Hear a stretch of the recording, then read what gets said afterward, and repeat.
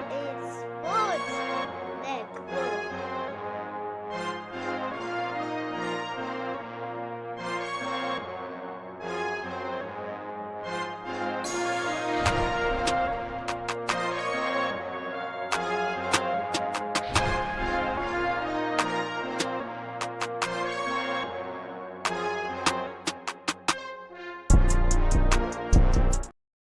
NFL Nation, how you doing? Come on in.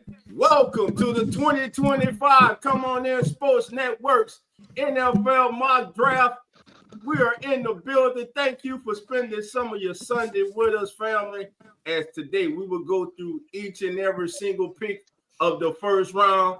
No, we will not have those crazy ass trades that a lot of you guys be doing in these mock drafts. Some of y'all need to just stop it. But no, in all seriousness, thank y'all for being here. We got our esteemed panel, the Come On In Sports Networks family is in here. And our family member, our brother, y'all see him to the left. He represents that orange and brown, baby. You already know, baby. It's cold up there. That wind coming off that lake, baby. Casey, KINNAMON. Casey, how you doing? Come on in. What up, fellas? What up? It's going good down here, man. We've got 18 days left till we find out who everybody's going to go home with on the first night of the draft. And I love this shit. This is something I get into just as much as the season for me. And I don't even really get down with college football during the season because I'm covering the pro game. As soon as that season ends, I dive in. I've watched so much tape, just been grinding film. And it's a pleasure to sit down and get to do this with you guys. It's a pleasure to have you, and we thank you. And listen, without further ado, I'm going to turn it over to the master of ceremony who has to keep us all reined in. The one and only host of Uneducated Sports Talk, Mr. Carlos Blake. Carlos, take it away. What's up, all sports fans? How y'all doing, man? This is Carlos Clayton from Uneducated Sports Talk. That's right, man. Hey, this is one of the best times of the year to be a sports fan, especially just diving into the mock draft. So we're here for you guys, man, to break down 1 through 32, y'all. So stay tuned. We got a great one coming for you guys.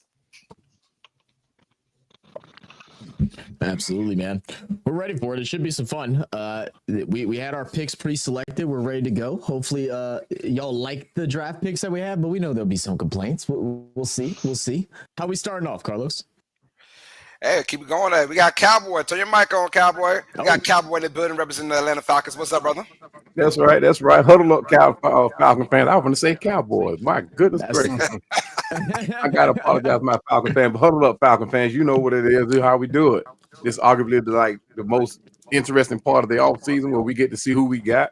We've been busy in the free agency, so let's see what we can do in the draft here. Appreciate you guys having me on. No problem. We got Lawrence Foster representing the Buffalo Bills in the building, man. What's up, Lawrence? Carlos, I don't know how you make me follow up Cowboy there. He's all dressed up, and I'm in a Batman T-shirt. I feel very underdressed. I was not given the memo over what Grant's fancy today. Welcoming everybody to Come On In Sports. We did prepare for this. It's not a seat of your pants type of thing. We do the work here at Come On In, so welcome in. Enjoy the show. Yes, sir. I got my main man, Mr. TJ Tracy in the building, representing Fly Eagles Sports Talk, man. What's up, TJ? I'm doing well, thank you very much over in the UK. I hope everyone's having a great Sunday in the States. And yes, we're trying to excite everyone up for the draft because it's a bit of a lull in the off-season at the moment. But hopefully we're going to have a fun couple of weeks with all these mock drafts that everyone's going to be pumping out. Oh, yeah. Yes, sir. All right, y'all. That's your esteemed panel. So, hey, we got 1 through 32. We're gonna break it on down, you guys. So, how it goes is basically like Dolph said earlier. There are no trades. We don't do that kind of stuff for the mock drafts. I personally hate that kind of stuff. I'm not gonna lie. We're not psychics. We don't know who's gonna trade where. If you think so, then it doesn't happen. So, we'll go 1 through 32. How it is. So let's rock and roll, man. Hey, we got our first pick of the draft for 2025, and it's called the Tennessee Titans. Anyone, before we get started, what are you looking forward to in the draft? One or two people. Let's go, Cowboy. With Titans, it was one thing that stood out last season, and that was the inconsistency of the quarterback play. I think that with that O-line that they have, which is pretty good. I mean, the quarterback stayed on the run a little bit, but with this pick here, I think I'm not going to name the pick, but I think with this first pick, with who I think we're going with, I think it'll change the dynamic of that offense. The defense was not that bad, but at the same time, they can use some work on the defense. Like they say, defense wins championships. But they first got to establish some type of nucleus with that quarterback position. That's the most important position on the field. So they have to start there at least and build around that. Gotcha. And Lawrence, I'm gonna go with you for a second. What do you think is the consensus around this first round of the draft? What's more important? What's the most important thing you think about with these players coming out? Well, you always talk about the draft being quarterback driven, but this year kind of seems a little bit odd. There's only 3 even be talked about, in Jackson Dart, maybe where he goes is the talk of the early draft, but it seems to me that it's the offensive and defensive lines this draft that's going to really drive the draft, because there's a steep drop off at certain positions after that first wave, especially at offensive tackle and D tackle. So to me, it's going to be where do the quarterbacks fall, but then how's the rest of the draft shaped by those the linemen. All right, let's get into it. My bad. Zach, do your thing, Zach. My bad. Do your thing, but that's my fault. Let's get it, y'all. Hey, with the first overall pick in the 2025 NFL mock draft from the Come On In Sports Network, the Tennessee Titans will select Mr. Cam Ward, quarterback of the University of Miami. Nice. How do you feel about that, you guys? Go with it, Zach. Yeah, I mean, this is obviously what they need.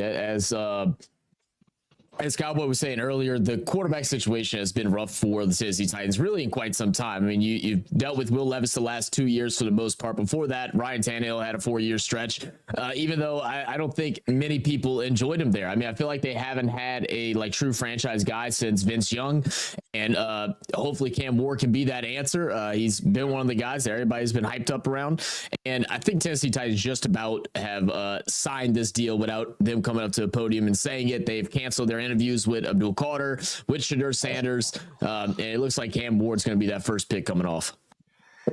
Hey, Casey, what's your feelings about Cam Ward being the number 1 quarterback? Is it fair to say that he is the best quarterback in this draft? Oh, hands down. Yeah, we're talking about just a pure talent perspective. There's a way bigger gap between 1 and 2 than 2 and 3. Like he can do it all, man. We're talking absurd arm talent. He walks into the NFL and he's a top 10 arm day one. The stuff that he can do off platform. The thing that gets talked about the least is his quick release. Like he can get rid of that pill super quick, which is if you're going to Tennessee and Brian Callahan's system, it's timing, it's rhythm, it's getting the ball out and letting your playmakers do things. Now they still need to build some of those playmakers up around him, but just from a talent perspective. And I thought this when he came out of Incarnate Word before he went to Washington State, I thought this was one of the most talented quarterbacks in the nation. He cemented that this year, and in my opinion, he might not be the top talent in this draft, but he's by far and away the top quarterback in this draft. Hey, Dolph, Brian Callahan, he's got something going on with Cam Ward. If he does choose him, is Cam Ward a day 1 starter? In Tennessee, is. The Will Levis is not Brian Callahan's quarterback. Will Levis has not fulfilled the promise that the Titans organization thought that he had. But again, a lot of times, teams give up on these kids too fast. Patience is a virtue, and in the NFL, there's not a lot of patience, especially at the quarterback position, to develop a young quarterback. Now, word that I hear thrown around about Cam Ward is just as KC said, is off-platform ability, his own strength. I kind of hear that every year about a certain quarterback. My thing is, I watch tape, I watch games. Are you a winner? Can you lead men? Yes, he can. Is he the best quarterback in this draft? Many would say he is, but for a long time, he was not considered the best. But Cam Ward going to the Titans, I think if anything else, it promotes competition between him and Will Levis. And with the selection of Cam Ward, my question is this. Does another team call the Titans and say, hey, we'd like to take a flyer on Will Levis? I'm not one of them teams. I know that. Hell. But no, you're right though. That could happen, man.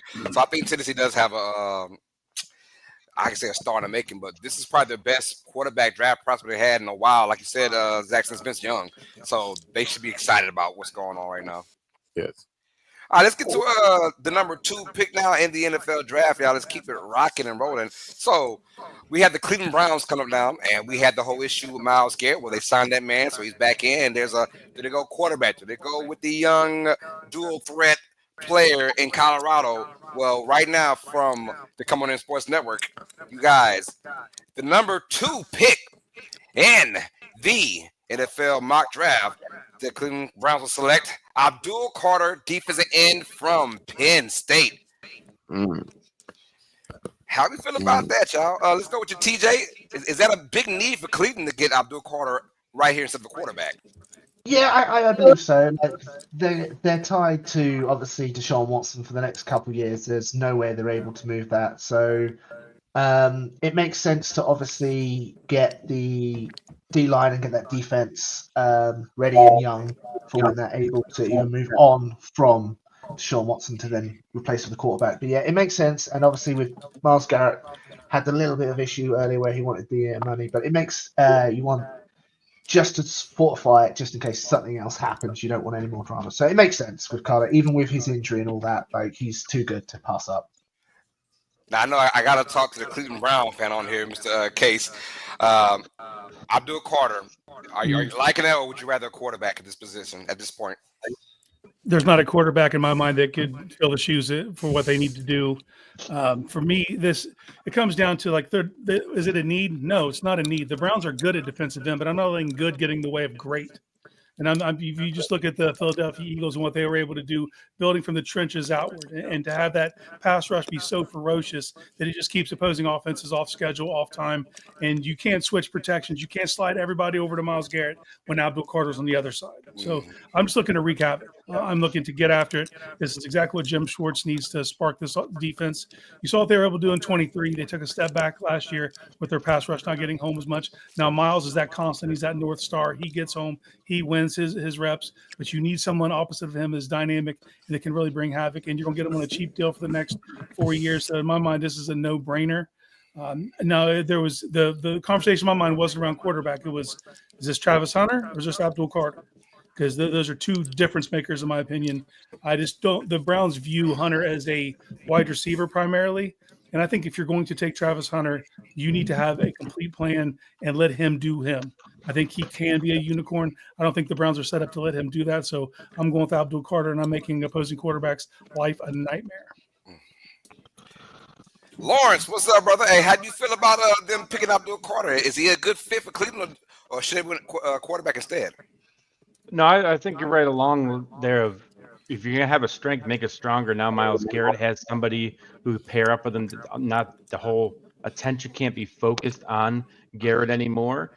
And like you said, like TJ said, their hands are tied, and it's their own fault with Deshaun Watson. Even their owner has admitted like it's a big mistake, but monetarily you can't do it. And like Travis Hunter, if you're not going to do the Ohtani type thing where you're going to let him do both things, you're kind of wasting what he's able to offer you and do. So I think Abdul Carter is the one that makes the most sense for Cleveland. Absolutely. Will we go, Dolph, do you think that Abdul Carter is the best prospect in this year's draft? There's been a lot of talk about who is the pound for pound best player in this draft. Are you going Abdul Carter? Travis Hunter. Travis Hunter. Travis Hunter. Why you say Travis over him? Because the different ways that Travis can impact the game on both sides of the ball. That's I mean, simple, straight to it.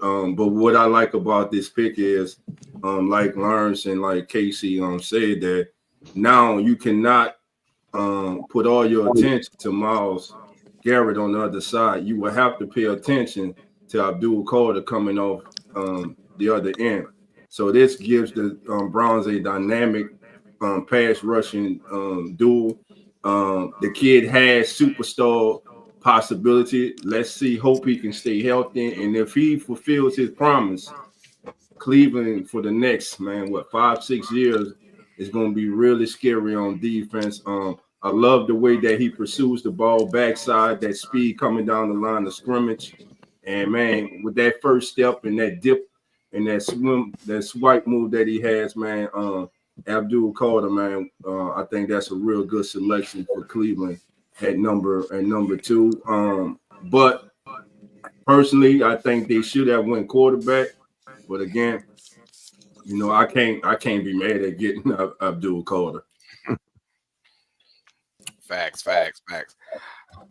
All right, y'all. Let's go with our number 3 pick, the New York Giants. Now we got Cam Ward and Abdul Carter off the board now, so the Giants got a lot to talk about with this. So let's get right into it, man. At the number 3 pick of our 2025 mock draft, the New York Football Giants will select Travis Hunter, wide receiver, cornerback. That's right, both positions from Colorado. All right, Cowboy, I'm going with you, man. How does Travis Hunter fit in today's NFL with the Giants? Man, with the much needs that New York needs, that's not a bad pick at all. But like Casey said, it all depends on how he's going to be used. Is he going to be used as a defensive player, or is he going to be used as a wide receiver? But it all depends on how New York needs him. But with New York, I would actually try to use them both ways. I mean, I'll even add to his resume as a returner. So I mean, with a round out as round out as Travis is, he is that all natural talent athlete. Like Dolph just said, you're talking about best pure athlete one of the pure athletes in the draft, who's been trained by Dion, who actually played the same positions as Travis Hunter has. So a lot of people saying that he can't do it in the NFL. Dion did it, and I think Travis, being trained by Dion, can very well fill that spot for the Giants, and I think he'll be that asset that will be that building stone for the Giants. TJ, hey, give me a ratio from offense and defense, a percentage. How much offense, how much defense do you think the Giants will force or allow Travis Hunter to play in their offense and defense systems?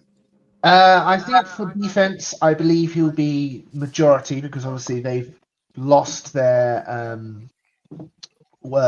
corners in free agency. As when it comes to offense, I see him being obviously a number 2, maybe 3, because obviously they've got their number 1 wide receiver last year. So I believe, he majority will be on the defensive side, but I could see him playing about 50% of the offensive snaps, maybe as a 3rd wide receiver.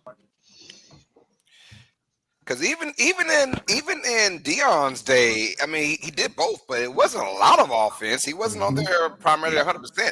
I think Travis Hunter's going to try it, right? I mean, they said it couldn't be done in college. He proved us wrong. He did it in college, and now came to the NFL. How do you feel like his body, Lawrence, is going to hold up playing both sides of the field? Well, I worry more about his mind. You talk about the meetings that players have and the limited time they have. If they expect him to be like a 60-70% guy on both sides of the ball, where's that time going to come from? Because those players are always in those meetings, but with them, he's going to have to go to defensive meetings, offensive meetings. On the sideline, when the defense is making adjustment, the offense is talking, hey, we got to do this. He's going to be out on the field doing other things. So mentally is the biggest hurdle, I think. I think physically, anybody who watched him last year, I don't ever remember him looking tired. So I'm not so worried about him physically. I just think mentally, that's going to be a lot to ask somebody to, at the NFL level, do something that hasn't been done in a very long time. Nah, I hear that. It will be tough for Travis Hunter, man, but if there's someone that can do it, it's probably him. But like Paul said, he's probably the pound best player in this draft, can go both ways, but I think he's going to try it until he can't. If that makes sense. Hey, if I'm New York, what do you got to lose? Because, right, we're just bottom of the barrel right now. Let's try and see what happens with it, man. And just don't, if you know the kid is being worn down, what I say is shut him down. Shut him down a certain percentage of each spot, because he's going to play both. That's just his makeup. He's going to play both. So, Carlos, if he had to choose, then what would you have him be? If he only could do one, which one would you take away and have him play the other? Man, personally, I'm not gonna lie. If I had to choose, I'm going with the cornerback position. I've seen him I've seen him in college, and his mind on defense. He's like a Deion Sanders. Like if I see ball, I'm getting it and I'm going. And if you see his interceptions from no highlights, it's the mind. It's not just physicality. It's his mind that really works to get those picks because he knows how to play angles. He knows how to play zone very, very well, and he's very hands-on with that football. So if you pick one, I gotta go with defense because you got neighbors back there and other guys you can plug in on your offense, right? I would go defense for sure. Yeah. He is definitely one of those guys that like one of the other safeties that we're going to talk about later on. That you do not want that ball to hang up in the air that much long. I mean, that long, because his football IQ playing that safety position, playing that cornerback position, I mean, it's phenomenal. I love it. So if that ball hangs up in the air at any time, he has the speed, the athletic ability to make an impact on that ball. Right. And before we move on, just to answer that question, Deion answered it on Friday at the at the pro day when asked which side of the ball would he start Travis Hunter on, and he said he should start on the offensive side of the ball because of the terminology, and it's much harder learning the offensive terminology and philosophies in the National Football League than it is for defense. For defense, like you said, Carlos, defense, promise like defense, he's going to be fine. But if I'm a team selecting him, I would start him out on the offensive side of the ball. Okay, and that makes sense too. I mean, well, look, you can never have enough offense in today's NFL. I think that's the most interesting part of this conversation, though, is we've seen guys play full-time defensive back and then moonlight as a receiver. We've never seen it the opposite way, where a guy's a full-time receiver and can just step in. There's a lot of communication things, but we're talking about a special one-of-one type athlete. Especially, I think if you're a zone-heavy team on defense, I think he can step right in. His ability to bait quarterbacks and throw it and his closing speed, and then when he gets there, his ball skills really separate him from the pack. That's to me, that's his special powers, the ball skills. He comes down with football in miraculous ways, and he's been the best athlete of every field he's ever been on. Every time you watch him play. So I don't think he'll have any trouble just stepping in occasionally, if it's a zone-heavy team and making a real impact on defense while being a receiver full-time. Yeah. Agree. All right, I like that. Well, that's your top three. That's the most flamboyant. Yeah. Top three you'll get in a long time. So I'm with those three right there. And I think you can kind of put them all around how you want to, but I think all three teams in the day got their particular player that they want so far in this draft. All right, let's go to the number 4 pick, you guys. Let's get it. And that's going to be to the New England Patriots, who have been used to this area now since a certain quarterback has left a while ago. So welcome to the real dark side of the NFL, if you want to say that. But they are picking with the 4th pick. And this is a pick now. In reality, this could be somewhat of a trade kind of option for someone to either trade up or the Patriots go down in the draft because I don't know why, but no one is really breaking out for this particular franchise, one player. But that's just keeping in mind, it could be a spot where you see your first trade of the draft, in my opinion. All right, but let's go with it. The New England Patriots, man, with the 4th overall pick in the 2025 NFL mock draft, the New England Patriots will select Armand Mimble. Is that we going with it? O-line for Missouri? Good selection. I think I love that selection because I always say this about him before I let you guys have it.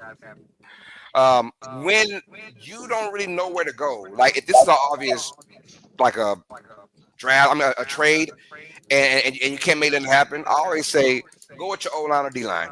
That's it. Go with O-line, D-line. If you don't have a singular particular person or player that you want to get, go with your O-line or your D-line and strengthen up that necessary position because we all know in the NFL, you don't win anything without your O-line or your D-line being stout, man. So I do like that pick, Armand Mimble O-line. How do we feel about that right now? Let's go with Cowboy. Yeah, I love that pick. They couldn't go. I wouldn't be mad. They went with Will Campbell as well. I mean, they have to find a way to get Drake May comfortable in that pocket. Drake May does not look good having the shifty feet. You know, he's no Tom Brady, but he's no scrambler either. So he tends to make bad decisions. When or shall I say he makes good decisions when he has time to throw, and they need to shore up that O-line, that offensive line. We don't need him scrambling trying to make plays. I feel that. Hey, and you want to protect Drake maybe because he is pretty much your. They set on saying this is our guy. Let's rock with it. So let's go with you, Lawrence. How about Armand? Is he the guy that's gonna really be the reason that Drake may have to step up in his maturation? A lot of his comparisons have been to Peter Skoronski from the Titans, who was drafted a couple years ago. And you think about who the coach was who drafted Skoronski at that time. So you see the connection there between those two, of Vrabel being back, then knowing what he needs to have with the protection up front. So it's not a sexy pick, right? It's not something that fans think, oh my God, we got like a star Heisman winner like Travis Hunter. But during the year when Drake May's not on his back 50% of the time, they're going to realize that it was a good pick. It could have been the Campbell offensive tackle from Ohio State as well. But I think this is good because Vrabel has a connection to Skoronski, and a lot of the draft experts are saying that's kind of like his pro comparison. So I think it's a really strong pick by New England. Yeah, I can't deny either. I like that pick. Like I said, when in doubt, man, go with your O-line, D-line to strengthen up. To strengthen all that up, man. So I really rock with it. All right, let's keep it going, y'all. The number 5 pick that we chose for the Come On In Sports Network 2025 mock draft.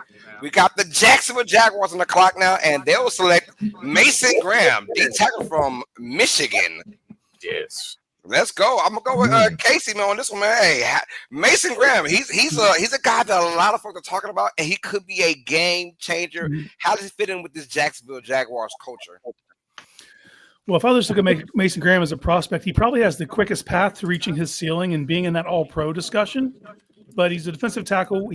The thing about him is he's not built for the spring. He doesn't have like sexy measurables. He wasn't going to blow up the combine. But when you turn on the tape, he is a game wrecker. You know, some guys just play ball, and he's a guy because he doesn't have long arms. He isn't super tall. Like there's going to be like you forget the tape. The tape is the end all be all. It's the grail. When you go back to the tape, this is a game wrecker, and within his rookie contract, this kid will be an all-pro. So you get to add that to the middle of your defense, and that is a hands down no-brainer for them.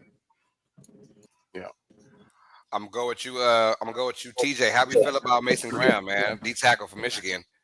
Oh yeah, no, absolutely. Like Jacksonville Jaguars, they need help on defense. They were getting destroyed completely last season. And yeah, he is from what I see is the sort of the perfect run stopper. You know, right in the line, just to shore up whatever you need. Yeah, he should fit in perfectly in Jacksonville, but it is going to be a bit of a shock going. I believe it was Michigan all the way to Florida, so a bit of a shock to the system there. And the weather's two completely different things. I feel you on that. Hey, I agree with Case though. If there's one guy that is ready during his rookie season to be all pro, I agree. It is Mason Graham. I thought he's the most for sure defensive prospect to be all pro from his position. You know, DN is kind of tough, so Abdul Carter will have it kind of tough to be all pro in that spot ASAP. But as far as Mason Graham goes, I like his quickness as well. I'm going with you, Zach. How does Mason Graham fit in the Jaguars? Yeah, I mean, just along with what TJ said, I mean, he's probably the best run defense lineman out there right now. So him being able to, potentially slow down one asset of the offense for the team they're opposing against is going to be massive. And with his skill set, playing out there at Michigan and then coming down, he's going to love the sun. You know what I do? Like, if you want to live in a tundra, or do you want to live in sunny Florida? I feel like that's a no brainer. Right. Yeah. Did you guys see about what's his name, Michael Parsons, and he was talking to Derrick Henry about why he didn't go to Alabama? He said it was too hot. he said it was too hot, and they worked too hard. I was like, "Yo, come on, bro." Hey, he said he can say whatever he wants now. He said he's already he can say whatever he wants. I thought it was. Hey, I can side with Michael Parsons on that. When I first signed up for the military, going to boot camp, I was given the option of going to Florida, sunny Florida, or going to Waukegan, Illinois. And I figured if I had to do PT, I can do it better in colder weather as opposed to the hot weather down there in Florida. Oh, bad mistake, guys. Bad mistake. I'm telling you. Should have went to Florida. That's always funny. Hey, all right, we got our number 6 pick now from the Las Vegas Raiders, and there's a lot of we need a lot right here if you're Las Vegas, and there's a certain names out there that we want to get, but right now our mock draft is on it right now. So for the number 6 pick in the 2025 Coming in Sports Network NFL mock draft, the Las Vegas Raiders will select Ashton Jeanty, running back from Boise State. Yo, I'm gonna start off with you, Dolph. How we like Las Vegas skipping the quarterback and going straight to the running back beast? Hey, especially look at those numbers: 374 carries, over 2,600 yards, a fire plug. He reminds me his running style of Emmitt Smith, but faster. The kid is special. Listen, just last season, they selected Brock Bowers, a generation of talent, and I can say that because actually it fits him, and he proved it. And now you add Ashton Jeanty. Now they just gave Geno a 2-year extension, so it looks like Geno is going to be there for at least the next 3 to 4 years. And are they sold on the quarterbacks in this draft? In our draft, we think they're going to go with Ashton Jeanty, Brock Bowers. Now you got a 1-2 punch. You got the running back you have to worry about, and you have an all-world tight end that you have to worry about. You got a competent player under center at quarterback and Geno Smith. So I think this is an excellent pick for the Las Vegas Raiders. I almost say Oakland Raiders. Yep. hey, Zach, how you feeling about Ashton Jeanty, man? Yeah, man. Look, Pete Carroll coming in as head coach, go and grab Geno. I just feel like if he isn't there, they probably go quarterback here. I mean, we know Tom Brady's worked extensively with Shedeur Sanders, and there's probably a guy that he'd like to have on his team, but they got Geno. They had the extension, and the biggest need right now, I think, for them is absolutely that running back position. And like you said, they grabbed Brock Bowers last year, so they have weapons. They had their wide receiver that plays slot, and I don't know why I'm forgetting the name now, but he came in. He didn't drop a ball until like the end of the season. So, trying to just fill out one piece at each spot, I think is very important for them. Since they moved on from Josh Jacobs, what I always felt like was the huge mistake, I would have given him whatever he wanted in order for him to stay. They couldn't figure it out. They thought Zamir White had a good closing to a season 2 years prior. Comes in this year and man couldn't do anything. Couldn't get anything moving on the ground. They go ahead and pick up Raheem Mostert, and they'll have Ashton Jeanty. That little tag team duo, I think, is going to be electric. Yeah, I love the pick because now we're seeing about what a great running back. Hopefully, Jeanty can be that great running back for the Raiders or whoever he goes to in reality. But we know about now. We saw what Saquon did for the Eagles. We saw what Derrick Henry does for the Ravens. We saw Jacobs for the Packers, and so on and so on. Where we all thought that the running back was kind of dead. And just this last year, we've seen, okay, you want to win, get your good old line with a great running back, and boom, anything is possible. So I'm going to go with TJ, who knows a thing or two about great running backs. How does Ashton Jeanty, mold this Raiders organization? Oh, it makes sense because obviously with Pete Carroll being there, he loves his running backs. He is definitely rely on the running backs to do most of the hard work. And obviously that was some of the issues back in Seattle. They wanted the fans wanted Russ to cook, but we're going to go focus on the run game. And with Jeanty being as explosive and the most rounded running back, and some people were calling for the Heisman obviously last year, it makes sense for them to grab this player when he's available because, you've locked up Geno Smith for the next 2 years. If, unfortunately, you're in the higher position next year, you can then get a QB sit behind Geno, but at least you've got your workhorse with Jeanty and obviously that fantastic tight end in Brock Bowers. Hell yeah. All right, let's go with the number 7 pick now. We have the New York Jets on the clock now, and this team going through the transition of losing Aaron Rodgers, and now you got Aaron Glenn's new head coach. So I kind of like this pick. The spoiler, I like this pick from Aaron Glenn, honestly. But let's get it, y'all. At the number 7 pick of the 2025 Come On In Sports Mock Draft, the New York Jets will select Will Johnson, cornerback from Michigan. I'm starting with you, Case. How we like Will Johnson? How you feel about him with New York joining Aaron Glenn, who was a former DB himself? Yeah, that was my first talking point, is to think what Aaron Glenn wants, what he looks for. Obviously, himself being a defensive back in the NFL, comes over, first pick, set the tone, go get you a defensive back. Also, this is another guy, man. He thrives in zone. He can do man. He can do press man. He battled some injuries this last year. So if you're going to look to his tape, you're going to go a couple years back to see what he can, his apex, what he can be. But this is a player that coming into the season was in contention to be a top 5 pick. The injury kind of set that off a little bit. But this is a great landing spot for him, and I think he'll thrive with Aaron Glenn. Yeah, I love the spot he's in. Like you said earlier, he had his injury season last year, but before that, you're right. He was a for sure top 5 pick. And look, two spots later is not bad either though. Let's go with you, Dolph. Will Johnson, man, he's one of my favorites in this draft. How about you? Likewise, like Casey said, man, you got to go back. Believe the 2023 season.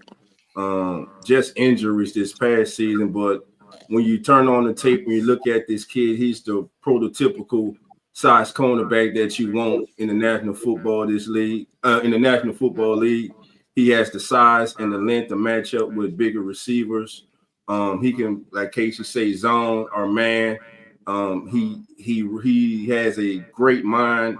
Because earlier, like you were saying about Travis Hunter, this young man too has a great mind. And listen, if you are off with your girl, this kid is liable to take it and go the other way. As you can see, he had 2 intercepts, and both of them were taken to the house. So I love this kid here going to the Jets. Nah, I agree. I love it too. This dude is phenomenal. And if it wasn't for the injury, like I said, he would be probably top 3, top 4 for sure, man. But nonetheless, though, if the Jets do in reality get this kid, man, that is an awesome pick for that franchise. And Aaron Glenn trying to start that franchise off on the right note of the draft. That'll be a perfect pick for those guys, man. Yeah. All right, let's keep it moving, man. Let's go to our 8th pick now. So that's gonna be the we're at the Carolina Panthers. All right, at number 8. Hey, the Carolina Panthers. I'm gonna go with Cowboy on this one. Cowboy, make a selection, man, for the Carolina Panthers, brother. Yeah, it is Carolina Panthers. It is. And going back to last season, guys, we saw Carolina start off very bad on the offensive side and as a team totally. But we saw renewed confidence going down to the end of the season. Even though they lost games at the end of the season, they looked promising. They looked good, especially when they came and played us. God forbid. But their record didn't look like the way they played. Like I said, they played strong toward the end of the season. But going into this season, who did I pick? I got you right here, man. Hey, the number 8 pick going into this is going to be. It's been a long week, Carlos. It's been a long week. We got Jalen Walker, man, linebacker from Georgia. We got old Jalen Walker, man. He's going to be. And I don't know why I didn't remember that, because that's one of the guys I wanted Atlanta to go after. But yeah, I think one of the areas on defense that they look really shoddy at was that edge. When they came to play Atlanta, we were able to do it at will, and like any other team was able to do it at will, running outside the tackle, running up that big gap. Sorry about that, guys. But Jalen Walker is that guy that exudes what a defense needs, where they can start building at. His explosiveness off the edge. He's a sure tackler, which is a lot of what. Sorry about that, y'all. You're popular guy, man. That's you guys. That's the chat. But Jalen Walker fits so well in with this young, growing team. It's another young player that they can bring in to build the offense with. I'm glad we're not going into this draft saying what quarterback does the Carolina Panthers need. I'm glad that we saw Bryce Young played very, very well down the stretch. So I'm happy it wasn't a QB need for Carolina because, like you said, Dolph, earlier, a lot of these teams, they're like 2 years in and they're letting you go. If you can't show us what you got in 2 years, you got to go. And I'm glad that he had a chance to come back after being benched, show what he could do, and now you can go and needs to fit around that team, not just for the quarterback. Casey, how do you feel about Walker, man, going with the Panthers? It'd be interesting to see how he's utilized. Because he obviously can come off the edge, he can play off ball. Are they going to allow him to be that hybrid, kind of deploy him as a math changer? Someone a quarterback has to identify when they come to the line, find him, find out where he's at, kind of skew things that way with protection because he can do it all. I know he's adamant that he wants to play linebacker. I would be interested, especially early on. It's just so much easier to acclimate someone to coming off the edge. Mm-hmm. So I would try to get him that up front and then build on his packages and get him in in coverage and situation where he can drop. But he's just a player that has so many skills. There's definitely massive ways they could utilize him. It'll be interesting to see what their plan is. No, I agree with that. Hey, Lawrence, we're talking about the Panthers and getting the defensive edge rusher. Was that the right spot for them to get an edge rusher, or you thought that maybe they go more offensive side of things? No, I think the pass rusher is paramount for them. They keep addressing the offense, and like you said, I think the biggest thing for them was they don't need a quarterback. And look, they're not in the top 5; they're number 8, so they're getting better. But I think it also goes to show Bryce, like sitting is actually okay for quarterbacks. You don't have to jump right in and play right away. Taking time, taking a breath is probably the best thing. And I think the benching of Young last year really helped him. And now the Panthers can operate like, hey, we don't have an emergency at quarterback. We can build around it.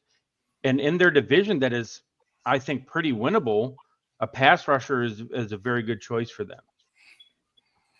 Nah, I agree with you wholeheartedly. I agree. So Jalen Walker is going to be, like you said earlier, Case, it is easier to put someone in at the edge rusher instead of playing full-blown linebacker. So sometimes just tell a guy, hey, go get him. Go get him early in his career while he's still young and can go get him. So I do like that pick as well. TJ, I know we got another Georgia Bulldog, but he's not going to the Eagles this time. He's going to the Panthers. This is the right spot for Jalen Walker going to the Panthers. Yeah, I think so. Like I said, the Panthers need that defense, but I am intrigued if they do transfer him to the edge because of his just how physically athletic he is. Like the explosive, just get to the quarterback would be fun to see him do. But yeah, it sucks he's not coming to the Eagles. But then again, he's a George. It's all George players can't come to the Birds. But no, I think the Panthers will have a great player if they pick him. It'd just be curious to see if they do keep him at the linebacker position. All right, yes, sir. Let's go with our number 9 pick. The draft is going to continue to roll. We have Panthers at 8 now. Let's go with the New Orleans Saints. Who that nation stand up now? Let that down. Down, let that down.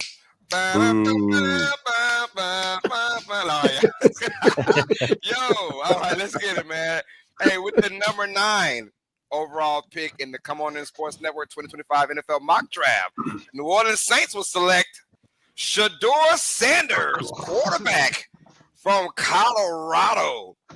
Yo, I'm going to go with my man Dolph with this one. Dolph, baby, if Shedeur not, let you guys know this is a mock draft, so things might not go this way. But let's say in reality, Shedeur Sanders is available to be a New Orleans Saint.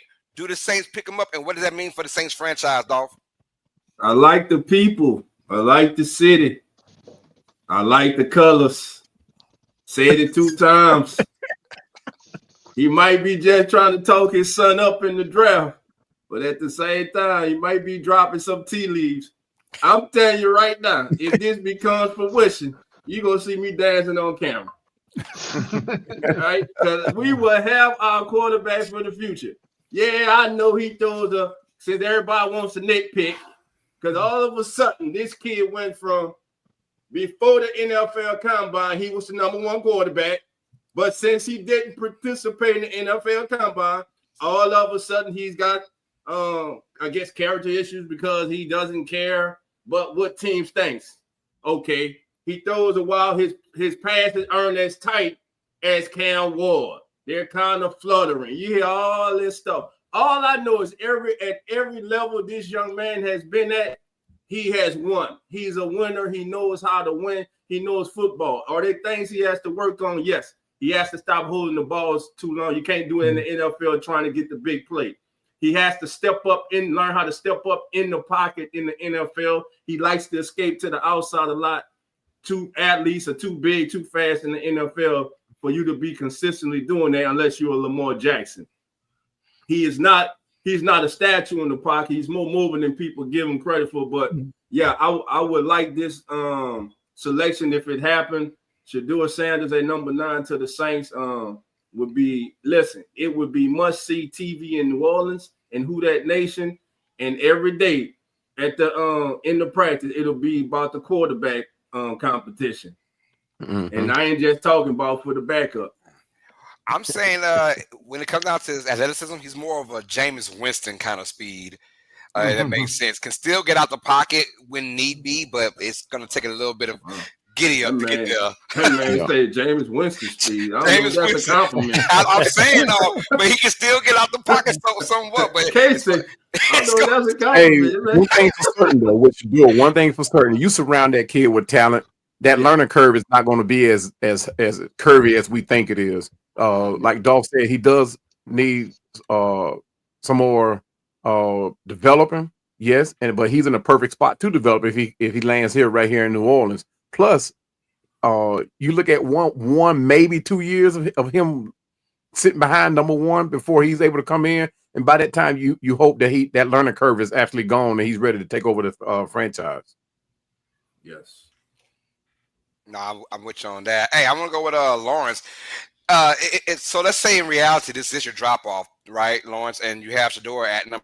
Is that because of just GMs are just scared to pick him because of who he is, or what's the belief in that? The drop from could be a top 2, top 3 pick to 9.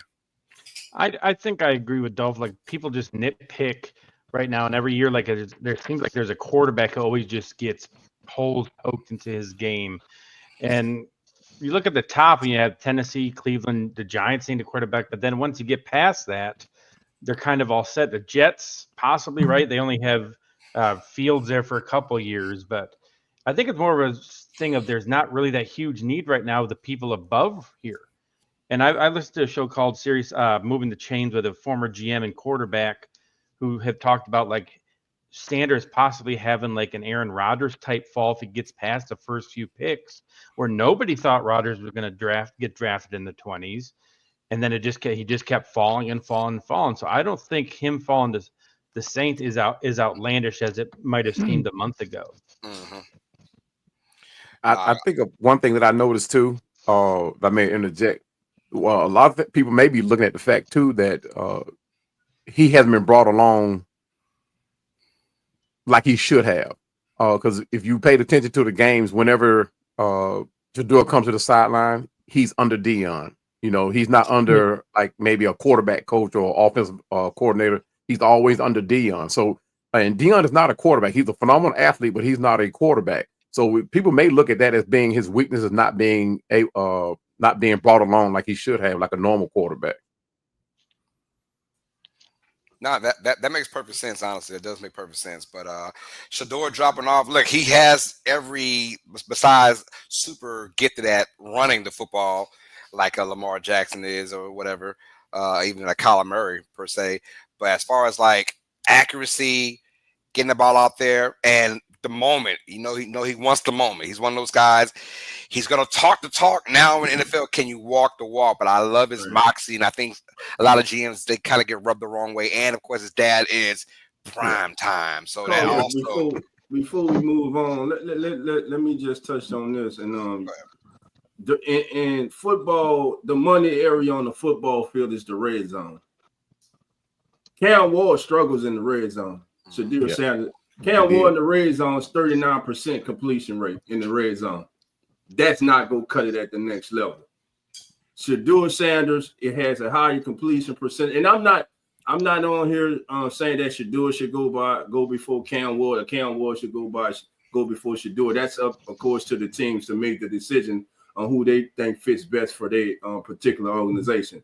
But I just don't like, and then we can move on. I'm sorry, I just don't like some of the antics that are used during the draft process. The NFL is a beautiful thing. This is one of the best times of the year, the NFL draft, but it gets so ugly when you have those out there with hidden agendas, and they'll break a kid down and make his stock drop, and at the same time they'll lift another kid up and have that kid rise up the board. Right now it's Jackson Dart rising up, but remember, just signed with Denver was the Jets quarterback. Help me out, guys. Zach Wilson. Everyone knew there was no way that Zach Wilson should have been the second pick in the NFL draft. But they talked them in, they talked them up. But it's just something that I don't like, but I understand it's a part of the business. A lot of teams do it because they want to try the player to try to fall down to them, but it sometimes it becomes nasty, man, the way they try to tear these kids down. And my thing is, hell, if I got 2-3 years of film, it's all about what I do on the football field. Should be. Yeah. I've always felt the same way about that too. I'm not a big fan of the combine. I always say, obviously the combine can help or hurt, man. So guys like Shador don't want to do it because you're not about to criticize me. I know what I am already. I know what I'm gonna do. I'm for sure top 10, top 15 pick, whatever you want to say, top 5 pick, whatever. So yeah, and some people just don't like that. And obviously for those who are 7th rounders, 6th rounders, or undrafted, that's where it's big for you to try and up your stock up. So I agree with that. But tearing kids down, I don't like that aspect. But let's keep going with our draft, y'all. Number 10, the Chicago Bears now are on the clock now, and let's get right into it.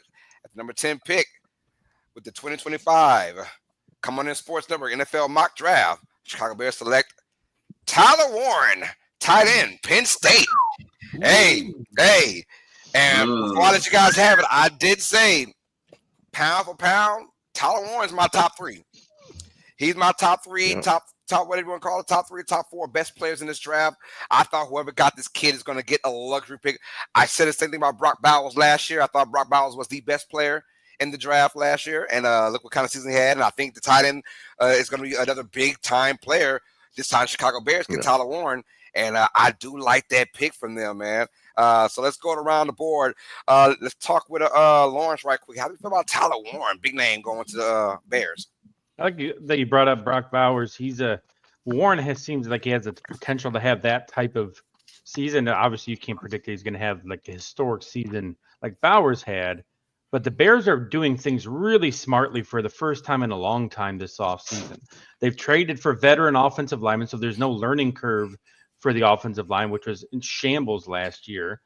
They still have DJ Moore. They have Roma Dunze from last year. Now they're going to, if this happens this way, they bring in the best tight end, which we've seen the impact they can have. The Chicago continues to build a smart foundation and a smart team in one of the toughest divisions in the league. Go with Zach. Zach, how do you feel about Tyler Warren, man, going to the Chicago Bears? What does that make for them? It's an extension of the O-line that they've so beautifully brought in, as Lawrence said. It's an extension of what they're building in Chicago. Look, Caleb Williams definitely didn't have the year that I think people were hoping, or Chicago fans were hoping he would have. Given a big option as tight end, we know young quarterbacks typically like to favor those tight ends. They're big targets. They're normally your short intermediate routes, and it just is an easy way to get you going. And like you said, extension on the line and be able to protect him, give him more options, allowing him to go through his progressions more smoothly without always feeling like he's in a rush and getting into a bad rhythm. So yeah, hopefully Tyler Warren can fill those gaps and give Caleb Williams a viable option for receiving the ball. Hey, Casey, I got a feeling we're going to see a lot of Tyler Warren jerseys come like week 9, week 10 of the NFL season. How about you, Casey? How you feeling about that? Super complete player. Like when you just watch him, I watched him score a touchdown in which he started the play as the center, snapped the ball, and then went and caught a touchdown. You'll never. Wow. The kids, coach's son did the whole thing. You know what I mean? But it's what he does. Like you said, this is a player that's every personnel grouping. He's on the field. Like you don't have to like Bowers You're not going to ask Bowers to take on too many defensive ends. You're just not going to.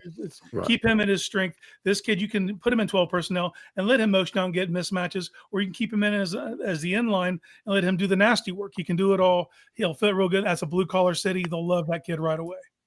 Yeah. I mean, this kid was. Sorry about that. Forgot Zach's back. I'm back now. This kid was scoring touchdowns in the Wildcat. Look how big this dude is. It's almost like Derrick Henry in the Wildcat formation, but he's just a lot wider. but no, I from Penn State to Chicago, Pennsylvania and Illinois, that kind of area, he's going to fit right on in. Like Casey said, man, I think the blue collar field, Chicago's going to embrace him as long as he does his part, man. Chicago's going to embrace this kid at the number 10 pick going to Chicago. So I do absolutely love that. Cowboy, let's talk about Tyler Warren as far as the best prospect in this draft. What do you have him as? Is this too far down, or is this just right as far as where he's being selected at? Oh, no doubt. It's way too far down. Like you said, I think he top 3, in my opinion. But it's all a matter of what team needs, right?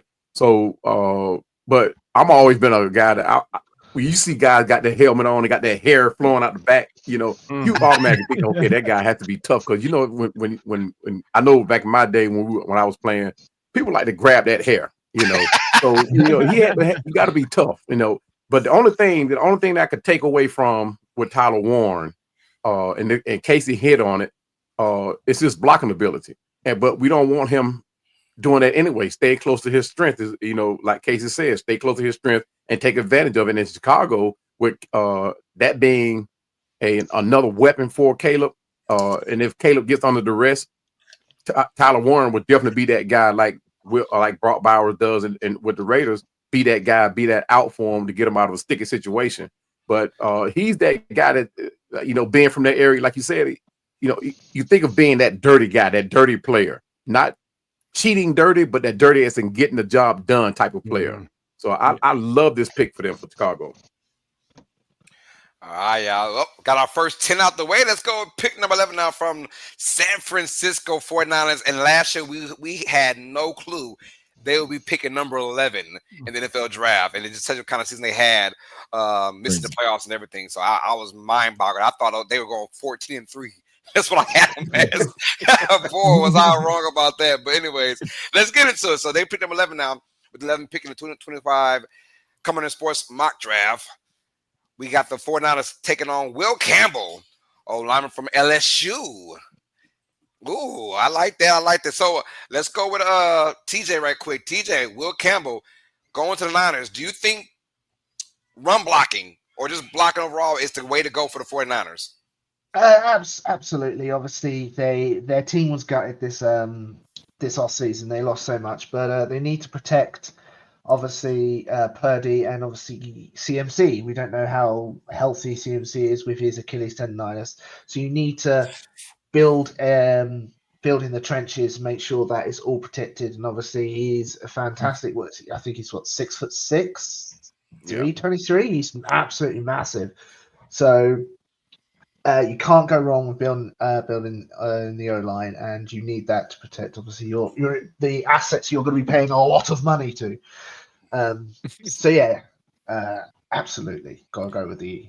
No, that's the truth. When you look at Brock Purdy and him about to get paid a lot of money, and you're still kind of wondering, is he even worth that money? Well, let's keep him nice and pretty by getting a good old Will Campbell up there. But I do believe that if LSU had a better, per se year last couple of years, he will be a bigger name. I just think when it comes down to wins, losses, he didn't get as much love and support from the LSU squad themselves. Dolph, how do you feel about Will Campbell, man, going to the Niners? Is that something that the Niners need? Dolph, you got you muted, Dolph. Can you? No. He's muted again. Damn dolphin technology. I tell you. There you go, Dolph. Go on, now we can hear you. All right. There's this saying that we always hear, window of opportunity, man. 49ers window of opportunity closed suddenly. They were burglarized. It is gone. They had every opportunity and they failed. Now the team is being gutted. They're making personnel changes. They got rid of Deebo Samuel. They're stuck with a wide receiver who they don't want in Brandon Ayuk.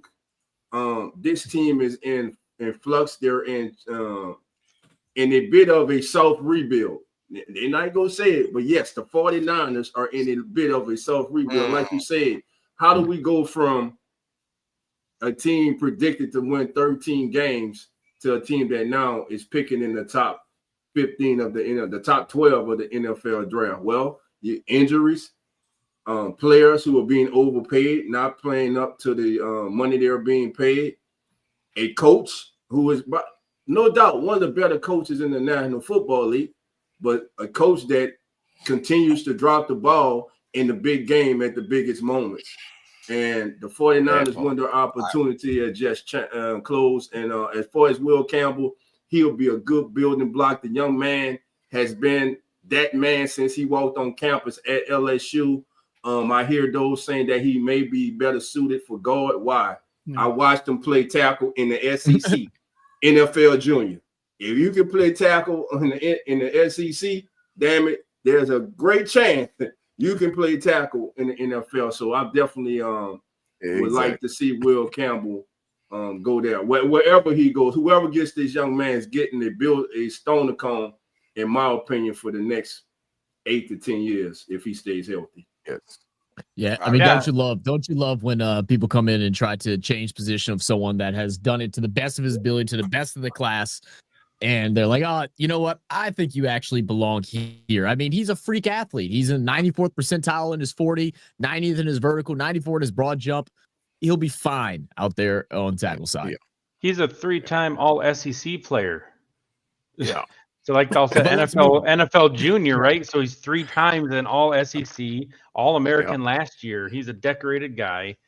And I also agree, like that switching position, like I hate it. Draft a guy for what they did in college and don't try to, if you don't want where he plays, and pick someone else at the position you want. Like Marcus Membu, who we had going to the Patriots, a lot of people are saying, oh, he's going to be a guard. No, he was successful as a tackle. Let him play tackle. Mm-hmm. And look at the measure being, oh, well, he doesn't fit his arms are a half inch too short and all that nonsense. I hate that. Hey, look, guys, Burrow still has really small hands, so he's not doing yeah. You see how it goes? See how that freaking goes, man? Oh my goodness. And that's one of the things I hate about the combine too. A lot of people place a lot of emphasis on combine. Give me what a player does on the field, the football IQ, the football speed. That's what I want. And to see this kid right here go out and block for a running back, oh, he clears the path. I mean, it's no wonder that they like pulling him as opposed to pulling their guard. I like this guy. Gotcha. Let's go with number 12 pick now, and this one is a very special pick from. We got Jay Hitch from the Hit Zone. Number 12 pick, the Dallas Cowboys. Jay Hitch, talk to us, baby. So with it, great people. It's your boy Jay Hitch, host of the Hit Zone, coming to you by the Call In Sports Network. My Dallas Cowboys with 12 pick select Matthew Golden, receiver, University of Texas. Booker. All right, for those who didn't hear that, I know a lot of us didn't hear that, but we know what it is. He's going with the Dallas Cowboys selecting Matthew Golden, wide receiver from the University of Texas. He said hook him at the end, y'all. All right, Casey, man, we got Matthew Golden now, another receiver finally off the board. Dallas, that's a big topic. Obviously, they're quote-unquote America's worst team. But how do you feel about them going with the wide receiver position now? If you just look at what Golden was able to do this year, because coming into the year, everyone was focused on Isaiah Bond at Texas. Golden kind of stole the show, and then luckily they make the playoffs, and he kind of gets to do it on the national stage, and all of a sudden you kind of see what a player what he can do, and he affects all three levels of the field, short to intermediate. He has that crazy long speed that I think he kind of surprised everyone at the combine. They knew he was fast. They didn't know he was that damn fast. Yeah, 4.29. You add that to his frame, his route tree, what he can do. You see a complete receiver, and we're going into this process. If you take Hunter aside, because what he is, he's different. There was kind of like the thought was Tet McMillan was the first receiver. Golden rocketed up through this draft process. And it wasn't just because of what he did at the combine. It's that what he did at the combine caused you to go back and look at the tape. And what the tape shows you is that's a first round receiver. So I think that's a huge get for Dallas, and it really kind of as a dynamic option on their offensive side. No, I like that. And look, as much as I'm a Dallas Cowboys hater, that's a really good pick if they do get that. Someone opposite of CeeDee Lamb, and we saw what happened last year. Like, if Lamb is being double teamed or whatever it is, who's that next guy to step it up? And we didn't see that from Dallas at all last year. Maybe a few plays here and there, but I like to pick Golden, Matthew Golden doing his thing with the Cowboys. TJ, I know it's your rivals, man. How do you feel about having to stop this guy, 4.29 speed? I know it's annoyingly, I think, a good pick for the Cowboys. Like, he has got impressive movement skills. His feet work is incredibly quick. You need that fast receiver to complement CeeDee Lamb. So you pointed out spot on. Like, if you could just focus on CeeDee, you are able to neutralize him. But having this speedy man on the other side is going to, unfortunately, make it a lot harder to stop the Cowboys this year, which sucks. Hey, it's all good, man. It's all good. We'll try. You sounded a little defeated for someone that just won a Super Bowl, DJ. Hey, typical Eagles fan. That's a typical Eagles fan. They throwing snowballs at Santa Claus. They don't give a damn. It's what have you done for me yesterday? Like, yo, 2 months ago I won a Super Bowl for you, man. No, what about yesterday? People were calling for Harry Roseman's. We're losing faith in Harry Roseman this offseason, which is absolutely mental. Absolutely crazy. Yeah. Just won the Super Bowl, already want to get rid of our TM. Oh, no, man. All right, let's keep it going, man. We have a 13th pick now. The Miami Dolphins are in the building now, and they got a lot to work on, too. But the 13th pick in the 2025 Coming in Sports Network NFL mock draft, the Dolphins select Jahdae Barron. I like that. Yeah. Here we go. You talk about a guy that's very fast on the defense, a sure tackler. The Dolphins is another one of those teams that got a lot of young players coming in. They have Jalen Ramsey, who's a true veteran, who's also can be a true mentor to Jahdae Barron. But you're talking about a guy that's fast. Whether the ball is in the air or whether it's a zip, one of those short passes. He makes a break on the ball like nobody business. Besides Malachi Starks, when it comes to that football IQ with the ball is in the air, I put him way up there. He's probably one of the top ones in the draft. But he needs to bring it down a little bit because he gets a little handsy too down the field. So and he needs to rely on his speed. He needs to he has a little tightness in the hip, so he needs to rely on his speed to help him recover when he gets overtook. But Jahdae Brown, Barron is would make a very good compliment to the Miami's young defense. How you feel about that, Lawrence? Jahdae Barron going to Miami. Well, as a Bills fan, it doesn't bother me because we're going to own them no matter who they draft. That's why I was asking you. If you're looking at it from a Miami perspective, they need turnovers. Like, they could not get the ball back to their offense last year. You could have seen them maybe go pass rusher here.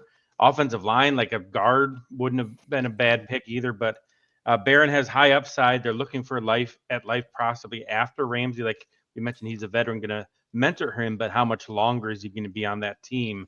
So, there's a lot of ways Miami could have went, so Barron makes a lot of sense for them. Yeah, honestly, I was hoping that Miami will go D-line in this position. Maybe they feel like no one was at that particular point ready for that. They might have gone with like best available player, maybe on the defensive side. But you're right though, Lawrence, the inability to take the ball away or to get sacks, right? And that was the issue all last year. And hopefully they can get better with Barron coming in. But he is one of the best cornerbacks in this draft. But I thought maybe D-line, the edge rusher, or something like that would have been more for Miami. Yeah, I went back and forth with this too because it's so much that Miami need: edge rusher, linebacker, corner. I mean, you name it, they need it. But the only other position that I was considering was that quarterback position, and that was largely due to Tua's inability to stay healthy. And I think who they picked up as a backup was Zach. Was it? Ooh, who is the backup? Zach. He's gonna get some playing time. He gonna get some playing time this year. yeah, exactly. But Zach Wilson. Yep. Yeah, Zach Wilson now. So I mean, they signed him this offseason. So I mean, and he's been inconsistent. So that's the only other position that I was thinking about considering for this. But I think giving Zach Wilson that chance because he's still young, he still got the upside to to be a starting quarterback. So that's why the only reason why I went cornerback as opposed to quarterback. Gotcha. All right, y'all. Let's keep it rocking and rolling now, man. We got the 14th pick now come from the Indianapolis Colts, you guys. So we'll keep it on with our AFC. What's that? AFC South now? It's Colts. Yeah, all right. So a lot going on in that division, and they need a lot of work in that division for sure. But let's keep it going on with the 14th pick in the Come On In Sports 2025 NFL mock draft. The Indianapolis Colts select. We got Colston Loveland, tight end from Michigan. And before y'all get going, I'm not quite sure about this pick because I don't know who is it actually for. Is it for we think their quarterback that they chose a couple of years ago, or is it just because he's the best available player right now? I'm gonna start with you, Casey. How do you feel about Colston Loveland going to the Colts? And does he fit that team? Well, they love tight ends in Indy. They can't quit it. They always have about 3 or 4 guys about 6'6", 240, great athletes, But you bring up an interesting point. Is this to continue the development of Anthony Richardson? Because Colston Loveland's a phenomenal route runner. Now, Michigan didn't ask him to block a lot, but if you go and watch his tape, he's a willing participant. But as any tight end coming into the league, there's a huge learning curve about how to handle your blocking assignments. But you can get these guys one-on-one matchups, kind of move him around. He's a guy that, when I'm doing mock drafts, this guy keeps slipping out of the first round, and I don't understand it. So I wouldn't be surprised if Indy took him. I don't think he would make it past Denver. You know what I mean? So he's definitely a high-end tight end. And outside of Warren, in my mind, these are the two that are 100% going in the first round. So he's worthy of the pick. But is it going to continue Richardson's development, or are you getting assets for whoever the next guy is? Yeah. Agreed. Go with you, Zach. How do you feel about Colston Loveland going to the Colts? Because like you said, Anthony Richardson, we don't know about the development, and maybe you get Colston because it's a nice target for your third-year quarterback who still seems to be struggling, or is it just, hey, he's the best player available right now, let's go ahead and take him? Oh man, to me it feels like maybe it's just a best player. I mean, I feel like the Colts are in just such a weird place right now where when I think of the Colts, I don't think of a single identity point. Everybody thought it'd be Anthony Richardson, and that just hasn't really panned out the way that's looked. I mean, they brought in old Joe Flacco, and he was able to perform at a higher tier than what he's been able to. I think their current tight end right now is Drew Ogletree, and then Mo Alley Cox, who I liked. And it was always so weird with him that they would use him, and he would get some points up, and he'd be a valued asset for about 2 weeks, and then all of a sudden he'd disappear. And I'm honestly worried that Colston may not be the game changer that they need. They need someone that can find an identity for Indianapolis, because they don't have one right now. Nah, I agree. I know me and Dolph always go back and forth about I don't like teams just being stuck in the middle. I don't like that. And it's like the Colts for a long time have just been stuck in that middle. Sometimes just good enough to not have a high pick, but bad enough to not make the playoffs. I don't like that spot. And I feel like like you said, Zach, that pick does not move the needle for me, and as far as Coach Lebanon goes, but that is a spot, like Case said, that the coach do love their tight ends, and maybe he can be a difference maker down the line. But in order for you to break out, I don't know what you're gonna go with that. Dolph, how do you feel about Coach Lebanon? What does he bring to a coach team that we're not seeing right now? Athleticism to the tight end, big playability. He gets in and out of his routes. Great. He works great in space. He attacks the ball when it's in the air. He's a 50-50 ball guy who's going to come down with it more times than not. The thing is as Casey said, who's going to be throwing him the ball? It's clearly that this regime in Indy, they're out on Anthony Richardson. You bring in Daniel Jones. Daniel Jones purposely signed with the coach, yes, saying that knowing that there was a 98% chance that he would be the starting quarterback for the Indianapolis Colts. And I'm just being real. This is real though. Yeah. They if they believed in this young quarterback, there is no way that they would have went out and got Daniel Jones. We're talking about Daniel Jones. Now, we can say what we want about Daniel Jones. Daniel Jones has led the team to the playoffs. Daniel Jones has won in the playoffs. We got to give him that. Yeah. But is he the long-term answer? Let me ask y'all this. If Shador or Jackson Dart are still on the board when the Colts are on the clock, is this possibly a place where one of those quarterbacks can come off the board? Oh, we got Dolph just dropping bombs today. Here it said that is a good thought. The Niners window is closed. They're done. A soft rebuild. I like that, man. All right, Dolph, dropping gems today, man. Hey, I've been researching, baby. Hey, man. Hey, but I don't see Deion letting that happen though. I just don't see it. I think Deion wants to set his son up for success, and he wants him to go to a team that probably already has a couple of weapons that can help his son come along off that learning curve pretty fast. I just don't see Deion letting that happen.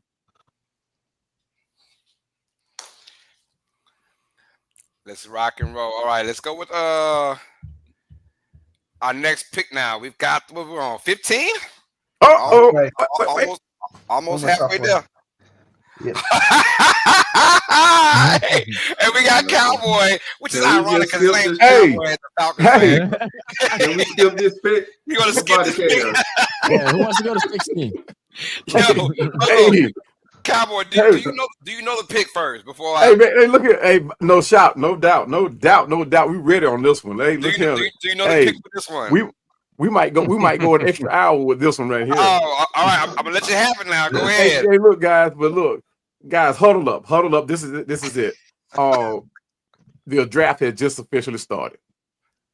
This is going to be the makeout pick that sets Atlanta. On a stage where we're back into that 98, 2016 team, and what's been hurting us in the past is completely has been defense, tackling.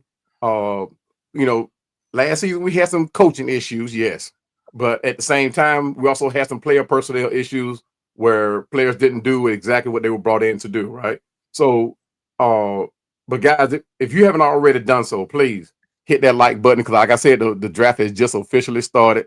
Hit that like button, hit the subscribe button, hit the notification bell because I'm telling you, this is it. So let's get him out of there. Hey, well, let's go. Hey, with the 15th pick. The 15th pick in the NFL draft, the Atlanta Falcons, those damn Dirty Birds, going to select Malachi Starks, defensive back from Georgia. Yes, he is now a Dirty Bird. Fellas. Hey. But look, but you're talking about a guy that has Jesse Bates type ability. So to put him back there, to pair up Jesse Bates, that learning curve will be short. I think that he is that day one starter. You talking about an All-American athlete with all ACC honors, And me personally, I love all SEC teams on defensive players. So bringing him here to bring behind bring in another young guy to play against or to play behind our defensive front that are very young, that has already been proven that they can get the job done. And tackling has been our issue. Malachi Starks is that tackler. Malachi has the football IQ to turn any game around. No, he's not no Deion Sanders, but I do pair him and compare him to Keanu Neal, who just retired from us. He is no Scott Case, but at the same time, he is a Keanu Neal, and I think he actually can be and is better than Keanu Neal. So that 15th pick, guys, Malachi Starks all day. I like the ticker. The ticker said Doll's favorite color scheme is picking right now. I got the Doll. I love it. I love it. I love it. Hey, let's. I'm sick to my stomach right now. I love the pick, though. I love the pick. Yeah, I love it. That's a great pick. That is a really good pick for Atlanta. And I'm gonna get on because I know we got to move on, but I really like it because I can't wait to see Rashid Shaheed run right by him. Hey,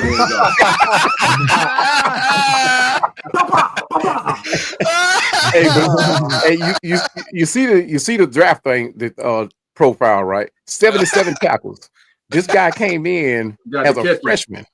60 plus tackles every year. So I don't see nobody getting past him. Can't catch him. All right, well, it's turning into a Falcon Saints thing. Let's go.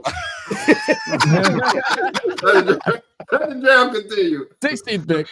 All right. Let's get it, y'all. Let's go on to the 16th pick now with the Arizona Cardinals. We're halfway there now, and now we'll kind of just get it rocking and rolling. So I'm gonna ask one person per team how they feel about this. But let's get it, man. Number 16 pick, the Arizona Cardinals are on the clock now. Another team with no identity per se. We don't know where they want to go with, but let's get it now. Number 16, Arizona Cardinals with the 2025 NFL Come On Sports mock draft. The Cardinals select Kevin Banks Jr. off the line from Texas. All right, I'm gonna go with Lawrence on this one. Lawrence, Kevin Banks, what does he bring for the Cardinals, and why is he here for Arizona? What is their plan with him? It's that second grade you see there, the pass blocking. They're a pass team. I mean, they have James Conner like to run with, but he's somebody that's going to help Kyler Murray reach what he's starting to show.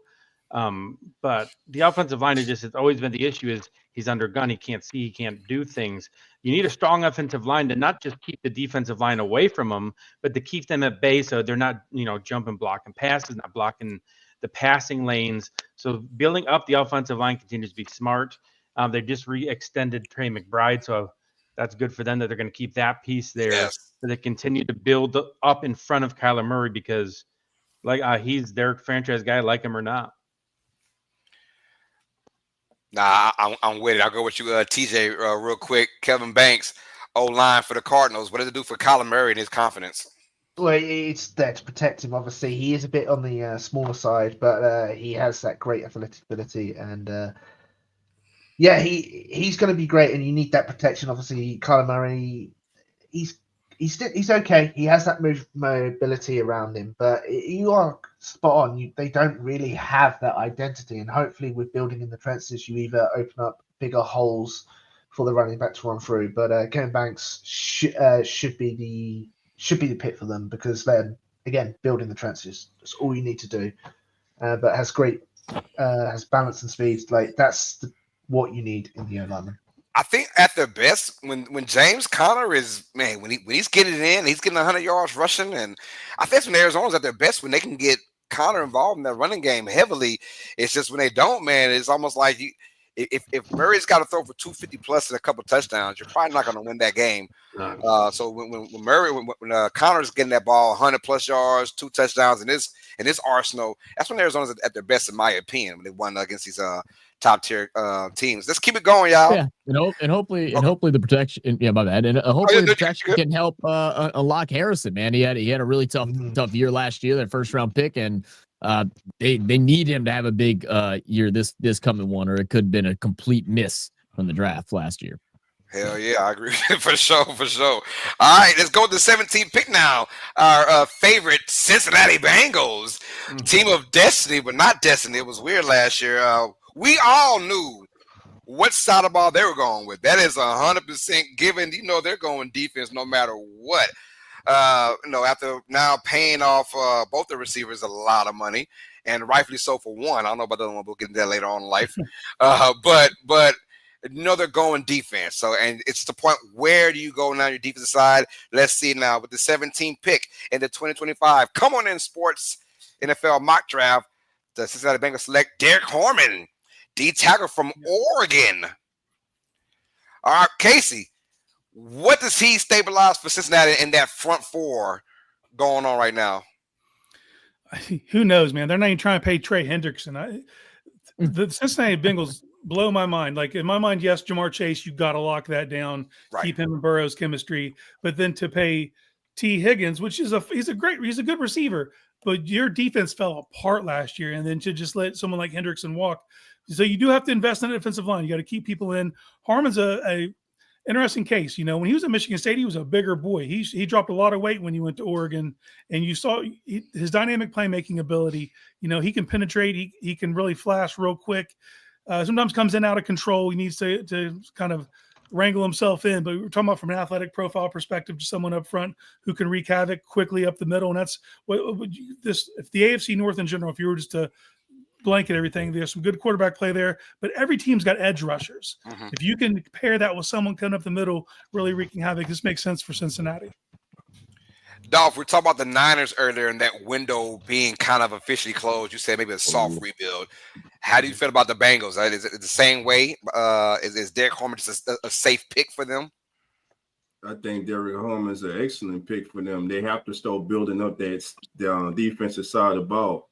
Offensively, we know the Bengals are going to score, but on the defense, if they're just middle of the pack, this team is a dangerous team, right, and they can go far in the playoff. Remember, when they made the playoffs, their defense wasn't a top 10 defense. They were middle of the pack. They were optimistic defense, opportunists. They were opportunists on defense. So Derek Harmon, he's disruptive. He has excellent instincts. He likes to use this club and rip move against offensive linemen to try to win early. I think he'll be an excellent choice and give them some stability up the middle. All right, let's go to the 18th pick now. And that's the Seattle Seahawks.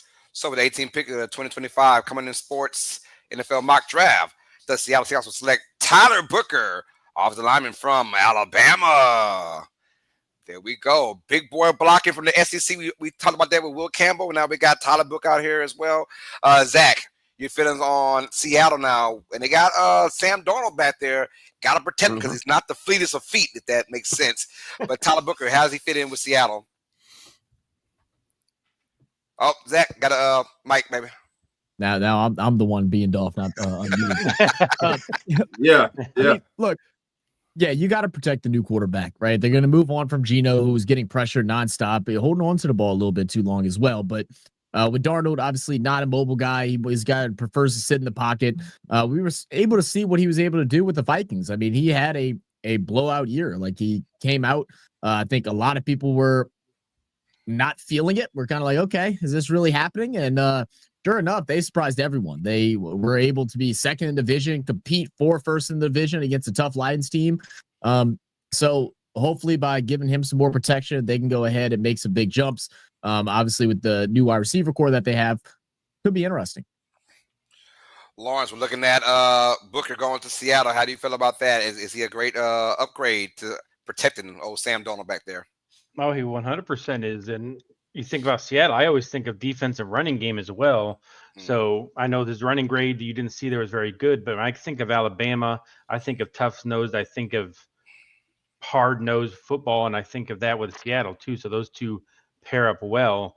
And he is widely regarded as the best offensive guard in the draft. So at this point, if you're looking at offensive line, do you want to take like the fourth or fifth tackle, or do you want the best guard? So in this case, Seattle chooses the best guard on the board, which you really can't argue with.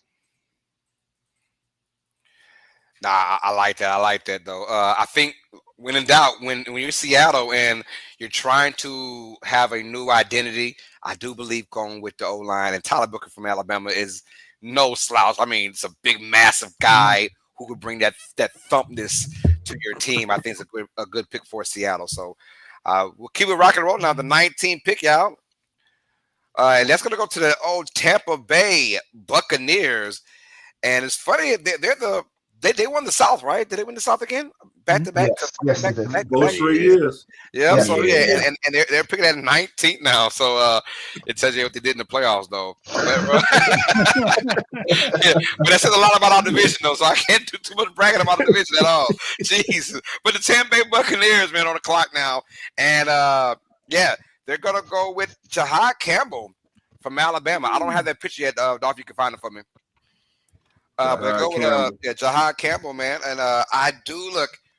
When you're obviously Alabama again. So, but when you're Jahad Campbell and you're going to Tampa Bay, you're going to a winning organization over the last, let's say with Tom Brady. So we're going back, and you had him earlier, Dolph. Oh, you had him. There you go. There you go. But edge rusher, man. I think he's going to be what Tampa Bay needs. And we spoke about, I forgot who was talking about the pass rush ability from another team in the South as well. I want to say was it Carolina we're talking about pass rushing. But yeah, if you're Tampa Bay, hey, keep it going. Right now, you're the upper echelon of the South, which isn't saying much, but still keep it going with the pressure. I like Alabama getting Jahad Campbell here, another Bama guy who could just make things happen. Those Bama boys come in rough, tough every year. So I want to go with you, Casey. Jahad Campbell, what does he bring to a Buccaneers team? But still, physicality. Yeah, he's a physical player, man. I mean, he's a specimen. It can affect all levels of the field. You know what I mean? Just getting him to come downhill now. You think that they might have a little PTSD from the Devin White, the way that played out. But to bring a guy like this in, I mean, I think it's a no-brainer. And it's in my mind, it was like if he made it later in the draft, I don't think he was going to get past Detroit. I just think he fits that kind of mold. So you're just bringing a super physical element. You already got some guys that are developing like Yaya Diaby. So you're starting to see this physical transformation for Tampa Bay's defense, and they need to keep building on that side. They can keep it moving on offense. So right now, start investing in your defense. All right, I like the pick. Let's keep going now. The number 20 pick, we got the Denver Broncos on the clock now. All right, and look, y'all, I'm gonna just call him by his nickname. So with the 20th pick in the 2025 Come On In Sports Network NFL mock draft, the Denver Broncos select T. McMillan, wide receiver from Arizona State. No, I'm sorry, Arizona, not Arizona State, Arizona. Sorry about that. Look, Denver is also one of those obvious side of the balls that we need to get. Like when Cincinnati was defense, we knew that Denver was going offense for sure, because you got to get playmakers on there to develop your quarterback who had a really good year in Bo Nix. I want to get with you, TJ, about McMillan going to this Broncos team. How does that fare for Denver? I think that's good. I think they're getting a fantastic player. I believe he's a multi-sport athlete. I know it's basketball and football. I think it's volleyball. Volleyball player. Yeah, I promise. Okay, wouldn't expect that. He can jump on the gym. He can hide.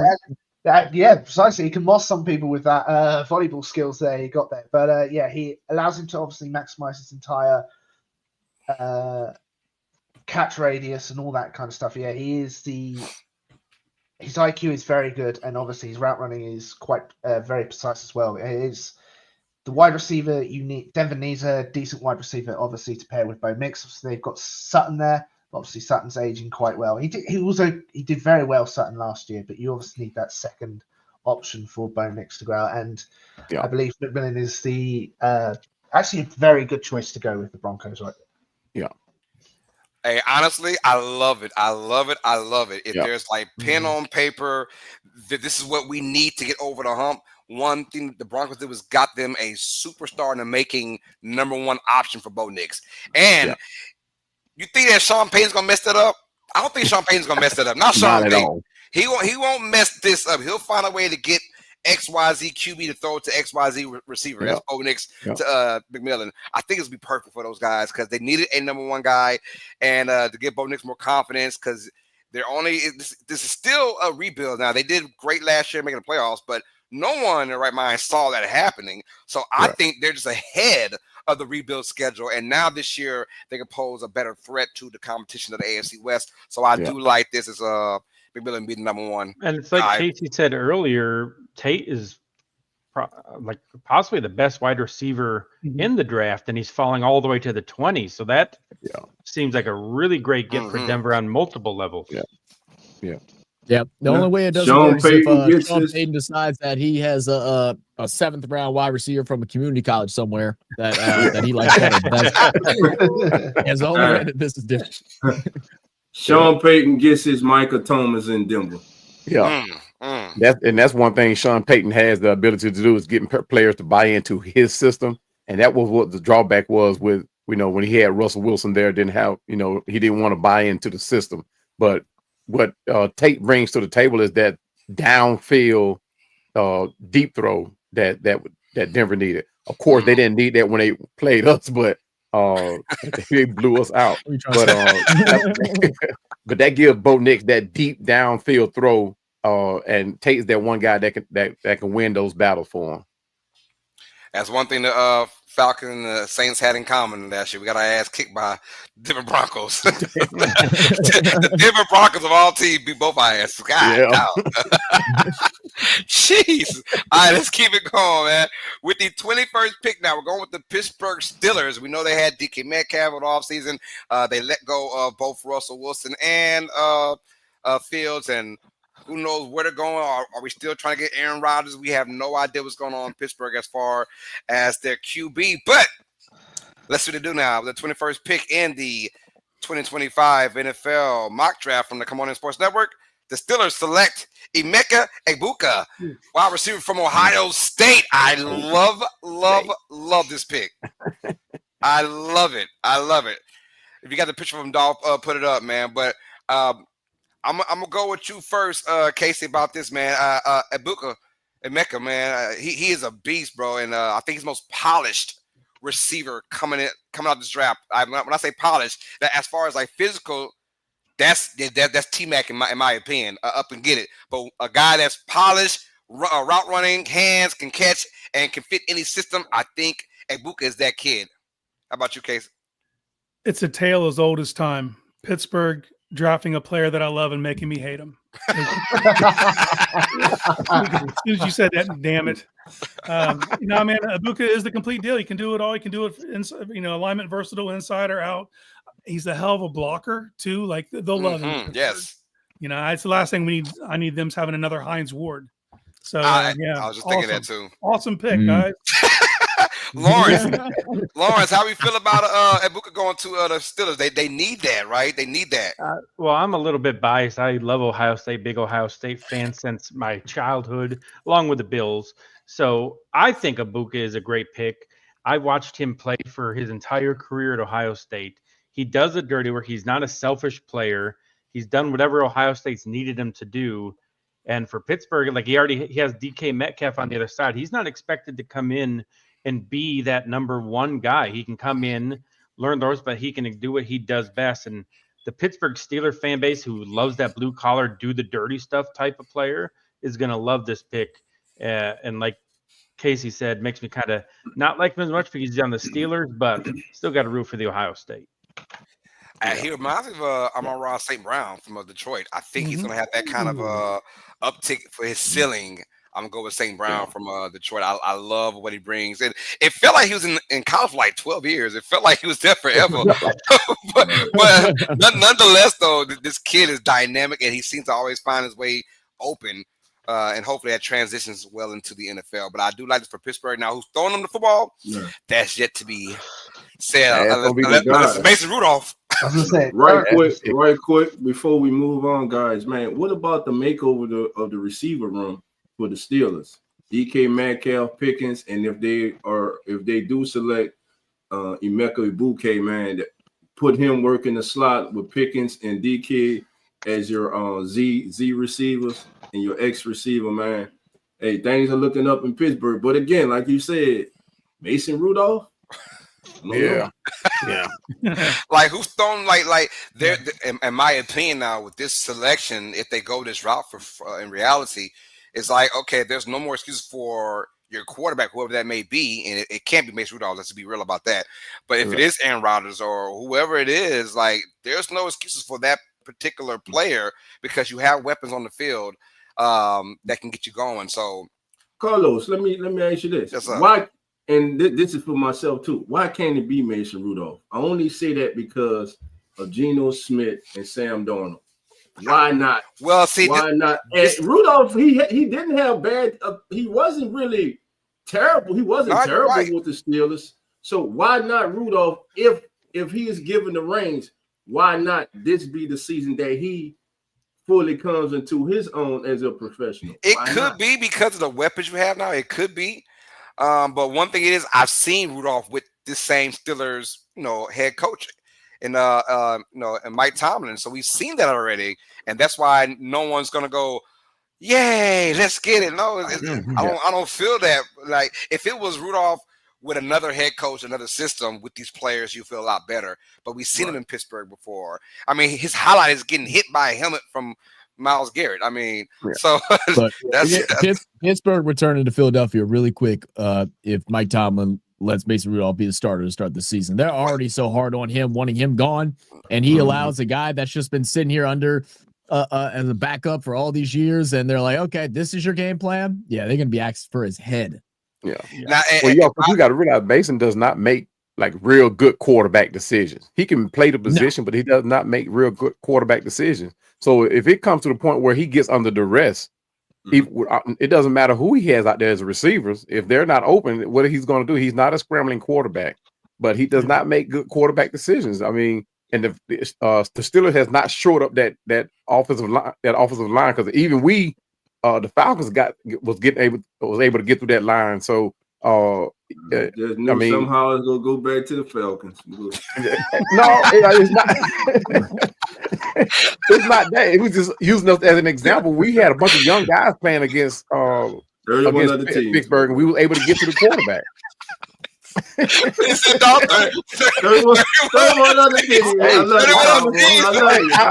understand, Dolph. I was trying to figure out how the Falcons lost the game this year. But, exactly. I mean, hey, man. I said 31 other teams now.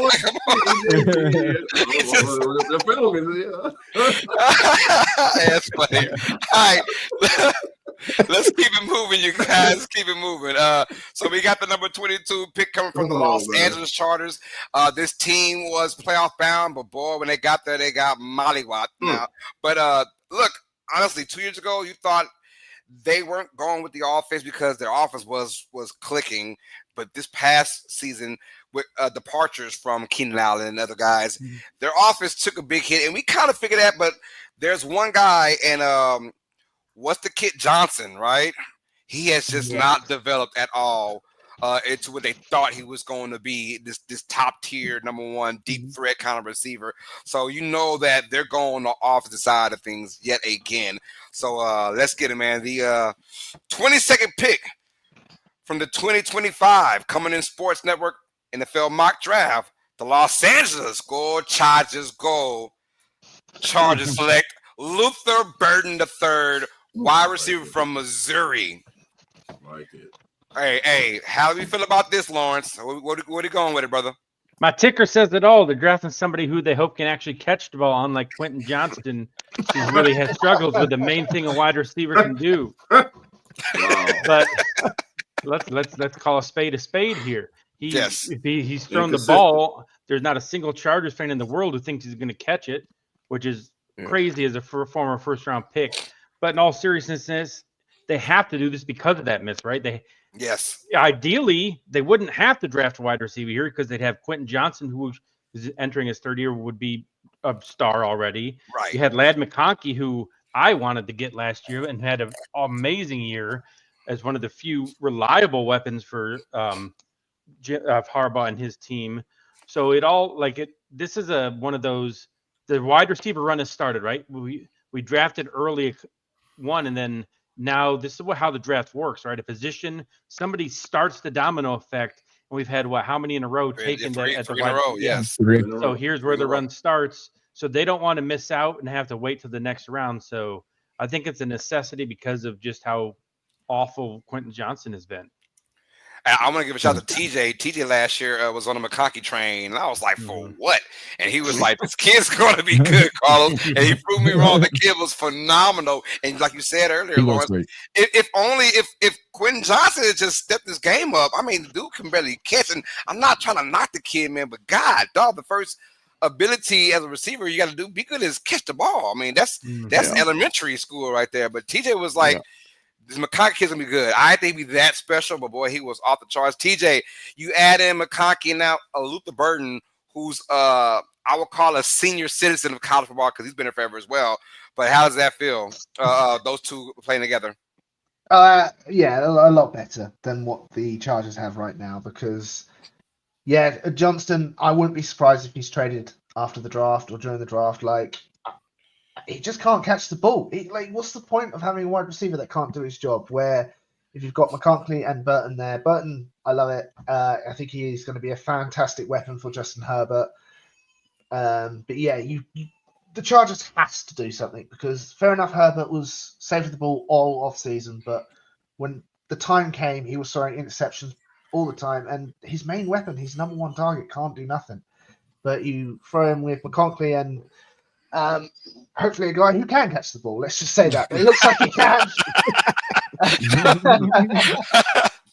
And I was never a big fan of Johnson anyways from his TCU days. I was like, I don't really see it per se, but hopefully he can be a go-getter, and it just hadn't translated. So yes, like Lawrence said, unfortunately you have to go back and get another receiver now because of the unfortunate events going on with Johnson for the Chargers. All right, let's keep it going on. The Green Bay Packers now pick at number 23. Ladies and gentlemen, let's get this off the screen. And before, okay, all right, go ahead. No, you good. Yeah, we got the Green Bay Packers now at number 23. So with the 23rd pick in the 2025 Come On In Sports Network NFL mock draft, the Green Bay Cheesehead Packers select Kenneth Grant, defensive tackle from Michigan. So how are we feeling about that one, you guys? I'm gonna start with you first, Casey. We got Kenneth Grant, man, big boy. Let's see. Oh yeah, Casey. There we go. Boom. Big boy's an understatement. This kid, having him next to Graham, it was just a juxtaposition of skill sets. But this kid's a landlord. He owns whatever space he's in. You can put him in the A/B gap. He can take on double teams. Crazy athletic. Comes in out of control so many times when he gets too much penetration, which that's a great problem to have from defensive tackle. If you just, you come in too quick, sometimes have to rein some of that in. But this is another player that is a no-brainer, man. This kid is one of those first off the bus guys. Like he's just a tone setter, and he's someone you can plug and play and just forget it. You know what I mean? That's a 2-3 contract type player. Put him there. Don't have to think about it again. He might not put up crazy stats, but he's going to keep your linebackers free. Yes. And he's going to reset the line of scrimmage constantly, and you're going to be playing from a deficit if you're an offense. Yeah. No, I do like this pick from Green Bay. Obviously, just 2 years ago, I mean, this team is young all across the board. Defense and offense. They're just super duper young. But look, they still made the playoffs last year, but it was kind of like, kind of wonky donkey, as we might say, the last year compared to 2 years ago when they made it and they beat the crap out the Cowboys and went toe-to-toe with that dangerous Niners team. But what I'm trying to say is they could easily revert back to what they went just a couple years ago, and this is a great pick as well. Cowboy, how you feel about Kenneth Grant going to this squad in Green Bay? I absolutely love it. I love it. Kenneth is actually a freak of nature. I mean, that's a big boy. He's that guy that, when he get ready to get off that bus, like Casey said, you have to lower the bus down, so he can get off. But he's a freak of nature. I was surprised Michigan's front seven wasn't better as they played. But he's like the second best defensive tackle in this draft. Mason Graham also, obviously being number one for me. But I went back and forth between him and Mason. But these guys, you talking about a freak of nature, a 6'4", 360. I mean, like you said, own real estate. He's not easy to move, but he can move like a linebacker. The guy is fast. Man, I know we're not doing trades here, but you're looking at somebody who in the bottom of the first round, maybe top of the second, who he has that body that is not very like common. So I think this is a potential trade spot. If he falls this far, to have like teams start looking like, all right, I need to move up and get this guy because I'm not going to get somebody like him where I'm at. Yeah. And let's keep it real, y'all. If you're watching this, we don't do trades on here at all. But in reality, there's going to be a few trades, and it's going to happen. We just don't have. We're not inevitably. Lawrence's team's going to trade with the Chiefs again, so that's. Oh yeah, it's like clockwork, man. It's gonna work eventually. Before we get on to the next one, man, Case has got to head out. So Case, let everybody know where they can find you and all that good stuff. First off, man, I appreciate you guys having me on, and I look forward to doing this again with you guys. If you guys are a glutton for punishment and you want to follow the Cleveland Browns, come follow me. The Orange and Brown Report, 247 Sports. Every Tuesday night, the Barking Browns. Every Thursday night, All Eyes on Cleveland. I take part in a draft show, so you'll find me out there. Appreciate you guys having me on. I know there's no trades, but Cowboy, I'm going to need your guys to pick up the phone after the draft and give me Kirk Cousins for a sweetheart deal. That's what we'll give him to you. We don't need no deal. We'll give him to you. Done. All right, Casey, good to see you, brother. Take it easy, Thank man. you, my brother. Thank you, Casey. See you later, my friend. See you, Casey. Appreciate it, Casey. Yeah, man, you want a sweet deal now. You want a sweet ass deal Hey, for Kirk Cousins. Hey, if he come in with a few cartons of eggs, we'll make that deal. Price of eggs might not be a bad deal That's for expensive. It's pretty high these days, man. All right, let's keep it going now with the Minnesota Vikings, y'all. The 24th pick in the 2025 Come On In Sports Network NFL mock draft. The Minnesota Vikings select Nick Amawori, the safety from South Carolina. Look, I also said the Vikings were going to go on that side of the board too. But TJ, how do you feel about Amawori going to Minnesota? I think it's a good pick. How about you? Yeah, I believe it's also a good pick. He has obviously the elite size and combination. He's 6'3", 227 pounds. I should really write all these down. So yeah. Like the Vikings need that help in the back end. Obviously, the questions are normally on JJ McCaffrey, but you want to load up the defense with as cheap talent as possible. And I think Nick, I'm not going to try and pronounce his last name, should be able to help Minnesota get over, keep competitive in the NFC North, NFC North that will be another powerhouse this season. Yeah, I think the inability to, first of all, losing guys in the backfield in the offseason, but of course the inability to get turnovers. You gotta get better at that part of the football. And we saw this wasn't about the regular season per se. Well, I mean the last game of the year, because it's almost like you gotta beat who's ever dominant in your division. Who is that right now? That's Detroit. Right? Yeah. And they got all these weapons. You got to have guys that can match up with these guys. So I do understand why Minnesota will go with a safety position, because you got to get some matchups, man. Because if not, you'll be, we all saw the last game of the season. The winner is number one overall seed in the NFC. And we saw the Vikings just, boo-boo. No, the shit was pretty much what it was. Like, yo, come on. Like, this is a playoff game. And then we saw backdoor the next game. They played in Arizona versus the Rams, and same shit happened to them. So it's the same. If we want to contend with these elite teams out there, like Detroit, who's in our own division, and even a Green Bay team that can come back and do some things, we've got to get better on our backside of our defense. And I like this pick. How about you, Dolph? I love Nick Amawori.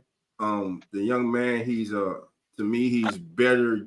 More effective when he's used close to the line of scrimmage, but he does have great instinct, has a couple pick six in his career, very aggressive, and he's that physical big safety. And you also can look at using him as also a linebacker also. So he brings versatility. So Nick Amawori would be an excellent choice right here, I think, for the for the Minnesota Vikings. Plus, they'll have to replace their longtime safety Smith. I believe he retired, if I'm not mistaken.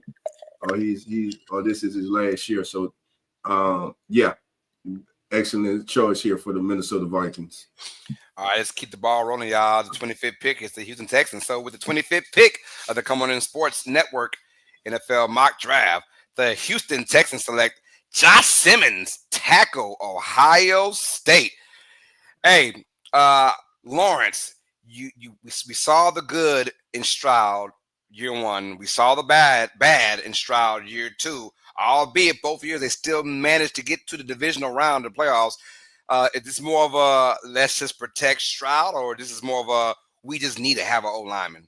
What's the thought process? It's got to be both. They traded away Tunsil. Like, this is one of those, like, everyone knows what Houston needs to get. So we talk about trade possibilities. Anyone who wants a tackle knows they need to move in front of Houston, because with all their moves this offseason, they've kind of painted themselves into the proverbial corner of we got to have somebody to protect him. We just traded Tunsil, who was our best lineman. And the thinking in Houston's got to be right.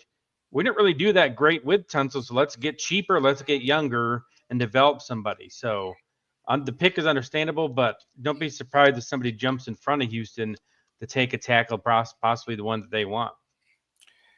And I was just getting ready to say that. I said, this feels like a spot right here that someone can jump. I was getting ready to say that for that tackle spot, because mind you, once you start getting to the teeth of the really good teams, you kind of just want to keep building off your front. Now, every now and then, a la Chiefs last year, where there was an obvious need, but you're a defending Super Bowl champion. It doesn't really happen that way. But outside of that, these guys like to go with the trenches, and I figured this time someone might jump them. Let's go with Zach Simmons. What does he bring to the Texans? Zach, once again, is having a Dolph moment. Man, I'm my bad, dude. I'm so hungry. I've been smacking on these pistachios. I keep forgetting on mute. Man, hey, look, they are hitting right now, bro. I don't even know. Really, just some of the best damn pistachios I've ever had in my life. Look, it's all about again.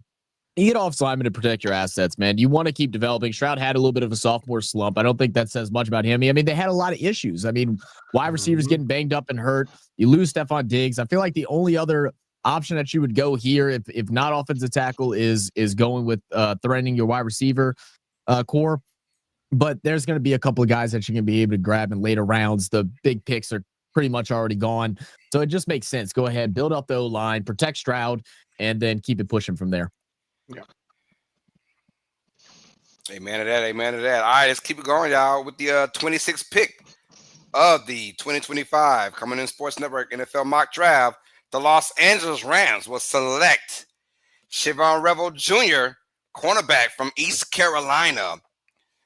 And this kid here, look, he brings a dynamic spark to that backfield for the Rams. And look, the Rams defense, they're young and they are talented already.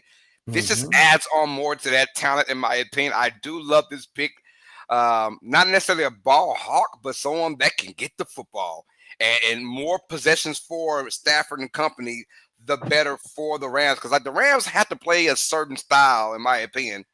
This Rams team on offense got to play a certain style to win games. So what you want is more possessions of the football for that style to work. So I do like this pick. How about you, Dolph? What we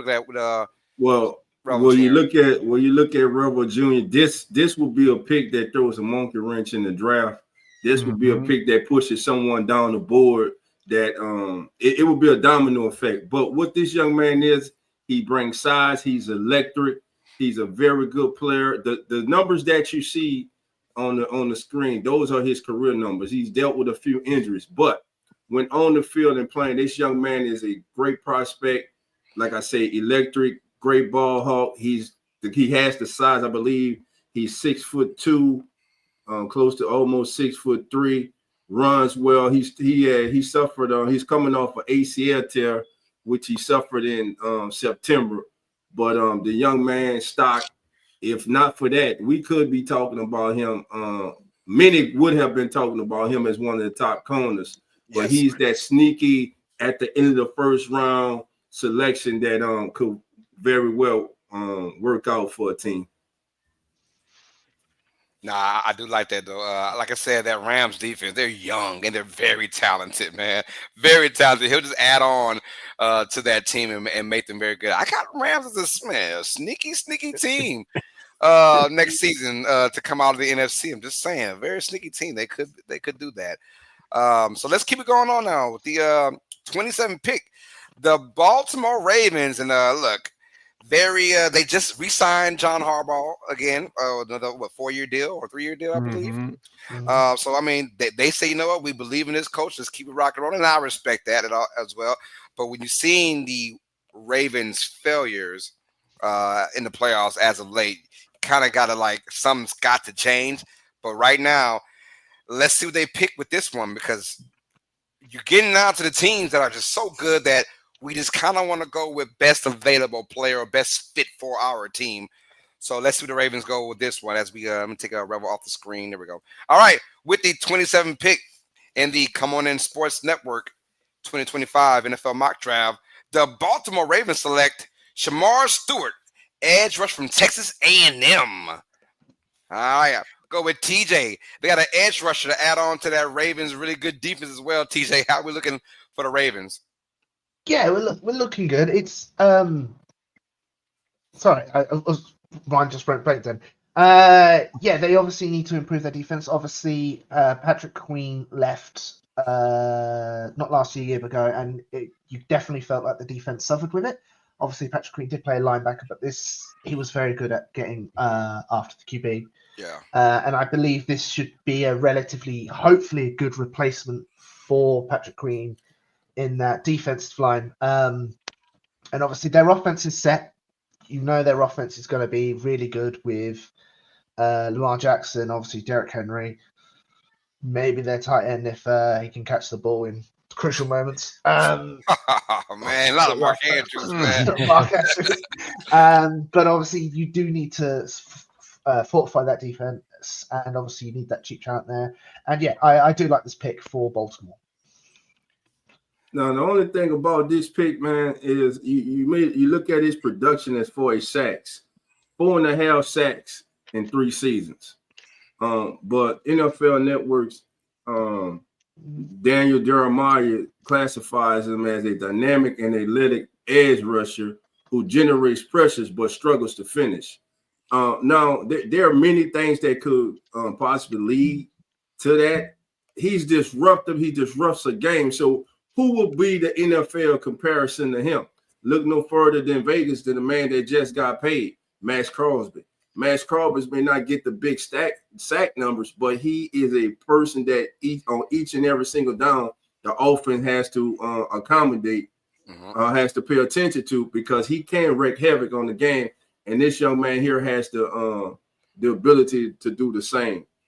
Yeah. What I like about this guy is when it comes to setting that edge, he does it better than anybody in college football.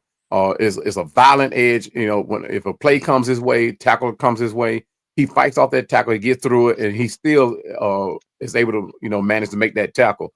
You talking about powerful hands. When I don't know if you guys watch his highlights, but when he makes contact with whoever he has in front of him, that player goes back, and that's what you want to see from an edge rusher coming in. Like you said, he doesn't make those sacks, but he's disruptive, and I think that's why he's been talked about so much. Not as far as sack content wise, but it's setting that edge and making tackles.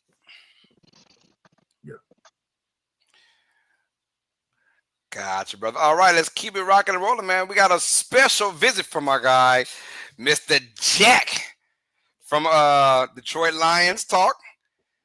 And he's going to have our pick for the 28th pick for the Detroit Lions. Jack, what you got, man? Going on, come on in nation. It is a pleasure to be back, and it is a pleasure to be drafting for your Detroit Lions, picking 28th overall. The pick is in, and the Detroit Lions have selected offensive lineman from North Dakota State, Gray Zabel. Now, a lot of people expect the Lions to go with an edge rusher, defensive lineman with this pick, but the draft is so deep at edge and at defensive tackle that it is the perfect time to continue to beef up that offensive line. Lions lost their right guard Kevin Zeitler to free agency to the Tennessee Titans. Their left guard Graham Glasgow struggled throughout the year. They do have promising second-year player Christian Mahogany, but that is not enough. So the Lions draft Gray Zabel, who fills in at one of the guard positions in 2025, and then in the future takes over at left tackle for Taylor Decker when he finally decides to hang them up. Brad Holmes once again building in the trenches as the Lions get ready for a Super Bowl in 2025. And that's why I love Jack. Because the kid just knows You what the ain't hell lying. he's talking about, man. The kid just knows what he's talking about. I love listening to him break down the Lions team and all they need. But Gray Zabel now from North Dakota State. And we get our first, what was it, FCS school, whatever. But, I mean, North Dakota State isn't any slouch of a school. Their program has been phenomenal over the last decade and a half, for sure, bringing some great talent to the NFL.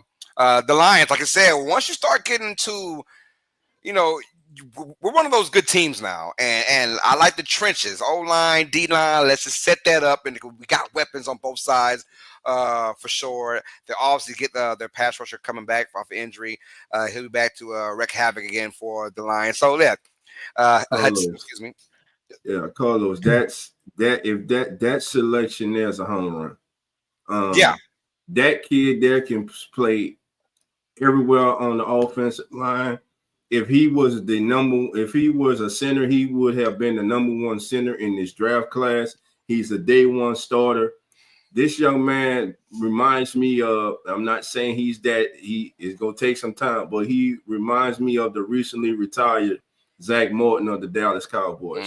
This kid here has and he has a nasty mean streak he plays with. He has an opportunity to be a very impactful player. And if the Lions are, if he's on the board here and the Lions are fortunate enough to get him, I believe they're getting a potential all-pro player. Yeah. Nah, I like the way that sounds. I do, man. Because this kid, I mean, look, those guys like that, they're the real deal, man. And if you're the Lions, you're going to love this kid, like you said, Dolph.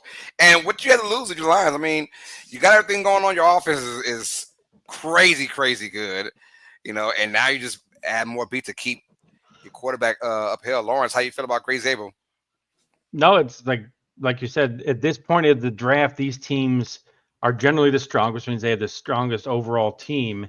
And when you think of Dan Campbell and what he wants to have there, it's hard nose, it's bite your kneecap type guys. And North Dakota State does what? They develop offensive linemen. Yes. So this is what they're doing. They're adding to their strength, making it even better. And that just what Detroit's been doing is just making what they do, making it that much stronger. Bite your kneecaps. That's still funny. That's right. That's right, Like man. that. Like that. Bite kneecaps, baby. We don't give a damn. Oh, man. Shout out to Coach Campbell, man. Man, he's a beast, bro. He's a beast. Hey, someone that embodies their head coach, man. I like that when the team embodies a coach in this style. You got to root for him, man. All right, let's keep going, y'all, with the 29th pick. And this is a very, we didn't see this coming earlier this year. But, boy, does it feel good to be a Commanders fan right crazy. now. Yeah, with the 29th pick in the 2025 Coming In Sports Network NFL mock draft, the Washington Commanders select James Pierce out of Tennessee. Yeah. Oh, I love it. I love it. I love it. Do we have This pick fits him. Yeah, this pick fits him point on. The Commanders look to, to continue on to their winning ways. And a lot of people may have thought, hey, we got a young quarterback that has came in, found the answer how to win.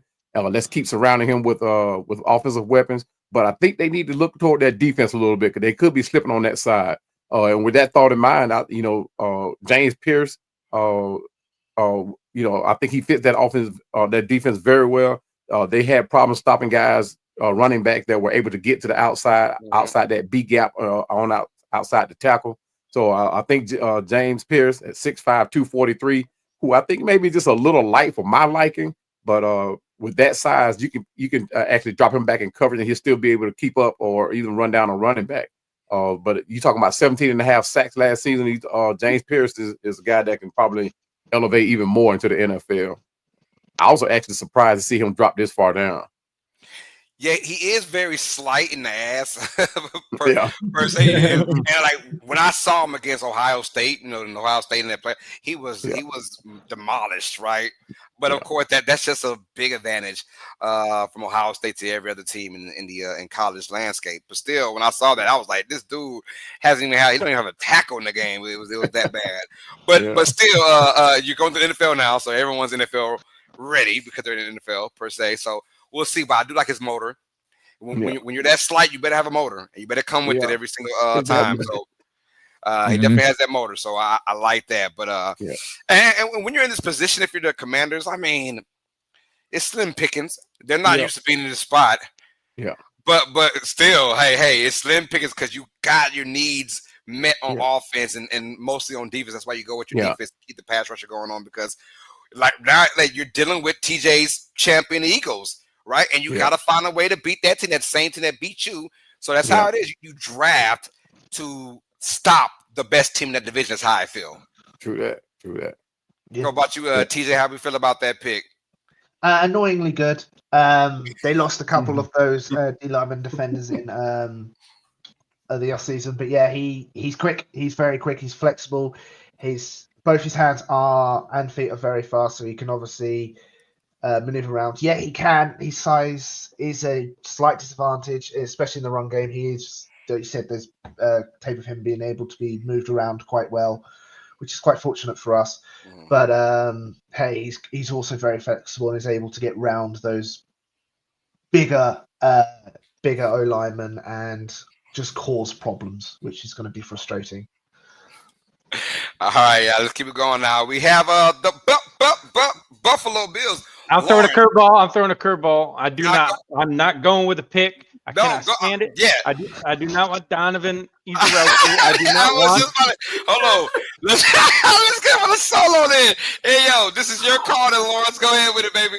Yeah, I do not want this. I have nightmares of Aaron Maben with this pick. I don't want him. If he turns out great, fantastic. The Bills just spent so much money on defensive line again this season. We are terrible at drafting defensive linemen. I don't want any piece of it. So I'm throwing the first curveball up here. We had this pick ahead of time. I don't want it. The Bills instead are going to go the defensive back. We're going to go cornerback Hairston out of University of Kentucky, the speedster, to pair alongside Christian Benford. Ooh, hey. Good job, Lawrence. I do like Harrison from Kentucky, man. He's also one of those guys. I've seen his highlight tape, man. Just mind-blowing how good his kid is, man. And Kentucky is not really a known football team, but he's one of the guys that put Kentucky on the map this past year for doing very well. So I like that. So, Lawrence, what do you think he brings to this Buffalo Bills team then? First of all, he's not Dane Jackson, so that's right now who we have starting opposite Christian Benford. So anybody but him. I'd rather have a yellow, orange traffic cone out there than Dane Jackson, who's in his second tour of duty with the Buffalo Bills. When he was with the Bills before, about 15 times a game, I would just yell at the TV and just like, Dane, you mother F, and then go from there. When they got rid of him last year, I thought, thank God he's gone. But just like the cockroach, he just comes right back, and he's here again. And as of right now, he's the starting cornerback opposite of Christian Benford. That cannot happen. Yeah. So we got to really go Maxwell Hairston. We got to go. Yeah. So, awesome. Lawrence, let me ask you this. So where do the Bills pass rush come from then? We're going to make Joey Bosa just a one-down player. Every third down, come on. Gregory So is going to finally turn all his pressures into sacks. Look at his pass win rush percentage. He beats the offense. He just can't close it because there's nobody else on the defensive line. That's where all the sacks come from. A lot of times, people don't realize that somebody else is forcing them over to where he is. Yeah, exactly. Everybody's attention is on Groot. Feels like Chase Young. Jesus, man. Okay, man, get his sack, bro. Jesus. Just one, so damn to it. me, just one, please. And you look at what happened in the playoff game when Benford went down with a concussion in the first quarter. Yeah. And that's with Rasul Douglas. They just started going after Kyer Elam, who's also garbage. So, and he's another first round pick. So, but if we went into the season with Dane Jackson as a starter, it'd be the Chiefs game. No one would throw at Christian Benford. They just pick on him the entire time. So forget all that. We're going with the corner. Bosa is going to stay healthy. He wants to earn money next year. He's going to set the single season sack record this year. Rousseau's going to have about 15, 16 Bills to the Super Bowl all the way. Hey, there we go. Ooh. There we go. It always ends on a good note. Always ends on a good note. Hey, all right. We got pick 31 now. You're defending AFC champions, the Kansas City Chiefs. We got our man Chris gonna break down the 31st pick for the Arrowhead fans. Let's get it. Boy, Chris Dow of the Arrowhead Chief Podcast. I will be representing the Kansas City Chiefs today for the Come On In Network mock draft. Shout out to my boy Randolph and everybody over the Come On In Network for allowing me to be a part of this. I appreciate y'all, man, for real. But without further ado, in the Come On In Network mock draft with the 31st overall pick, the Kansas City Chiefs select defensive tackle Walter Nolan, Ole Miss. Walter Nolan, Ole Miss. Hey, you know what? And this is now kind of back-to-back years. Back-to-back years now, where it's almost like the Chiefs kind of, yes, they made it to the Super Bowl, but it's almost like there's still a need out there for Kansas City. And I never really saw that from a championship team like the Eagles per se. There's not really a huge need for the Eagles as a Super Bowl champion, but that's like the Chiefs won it last year. There was a need at receiver. This year, there's a need for both line, O-line and D-line. So how do you feel about Walter Nolan becoming part of the Kansas City Chiefs? How about you, Dolph? Hey, they go back to, they had success drafting from the state of Mississippi, baby. They go back, they get Walter Nolan. Nolan is he gets off, he's a penetrating defensive tackle. And that's the type of defense that he would fit best. He had a lot of wins early because the way that they used them, they kind of used them, slanted them. That first has a good first step, very physical at the point of attack, and you pair him with the great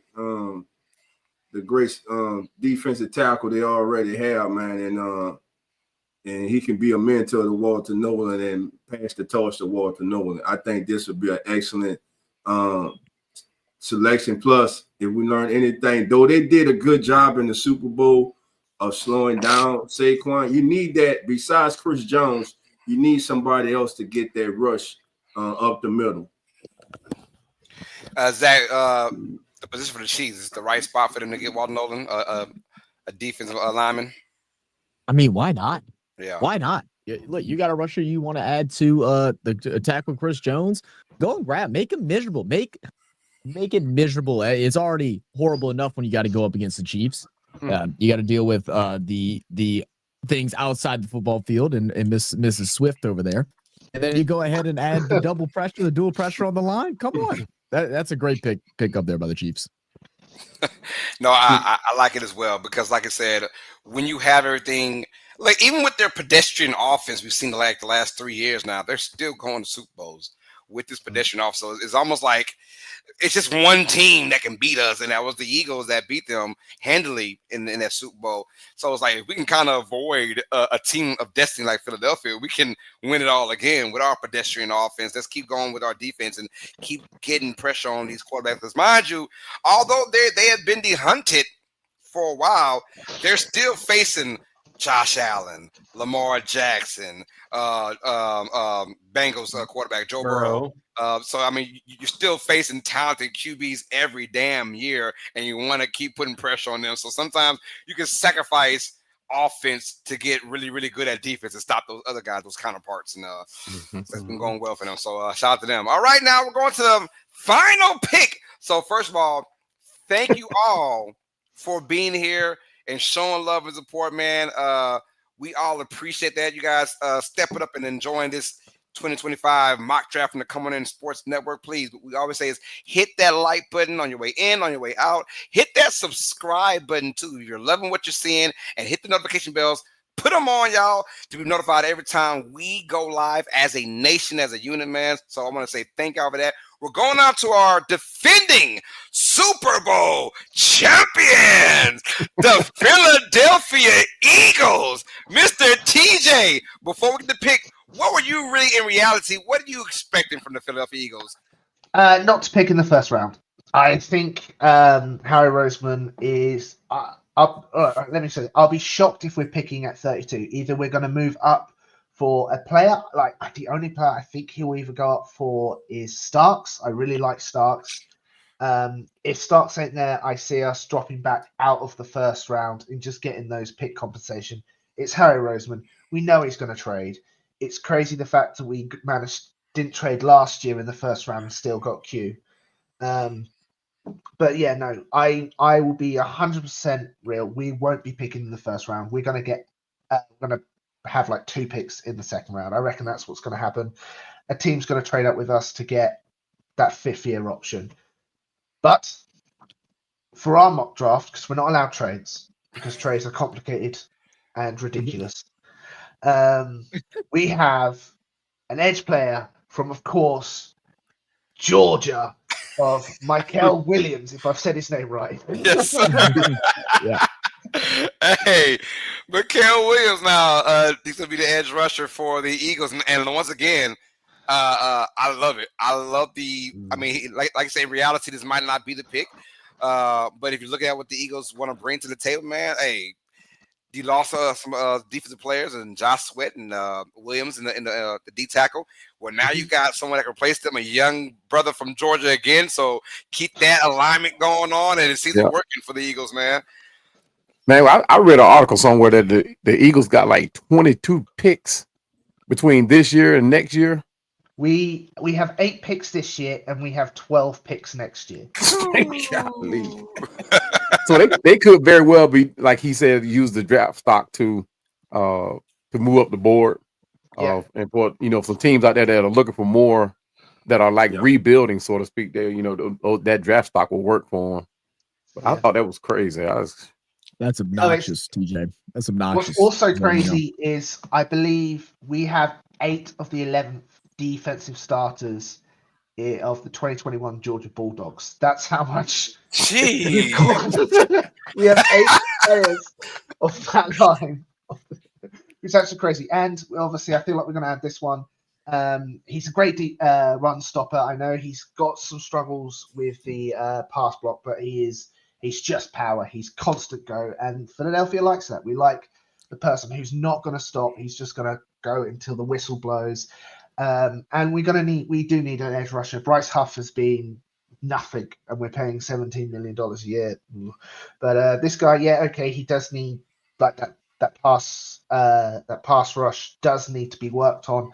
But he's not expected to become that full-time starter. Like we've got Nolan Stiff, he'll be the first starter, and I reckon Azeez Ojulari will be starting opposite Nolan Smith. So he's got time to develop and hopefully work on his weaknesses. But when it comes to, we know it's going to be a rushing down play. This is the player you want on the field. Yeah. Gotcha, TJ. Appreciate that. So, yeah, that would be the end of our 2025 NFL mock draft. We're only doing one, right? We're not doing another one, right? There is no 2.0.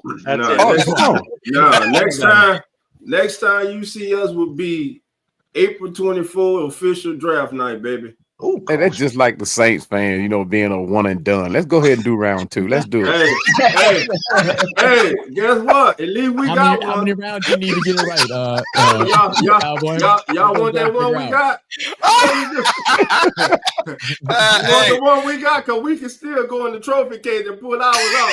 We can throw the dust off it and still shine it out. We clear the spot out for it. Hey, I'll take it up. I'll take it. Yeah, y'all been clearing out a spot for it since y'all came to the league. They felt sorry for y'all. They felt like a Super Bowl would be a starting block after Hurricane Katrina. Oh man, conspiracy theorist.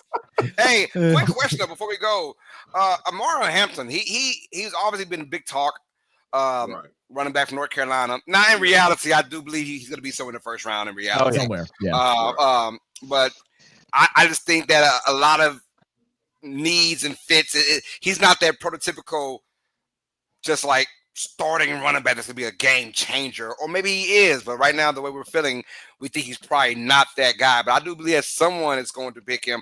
I do think. I think he'd go to Arizona, Denver, Arizona, or Denver. Yeah, there's a lot of there's a lot of teams that can.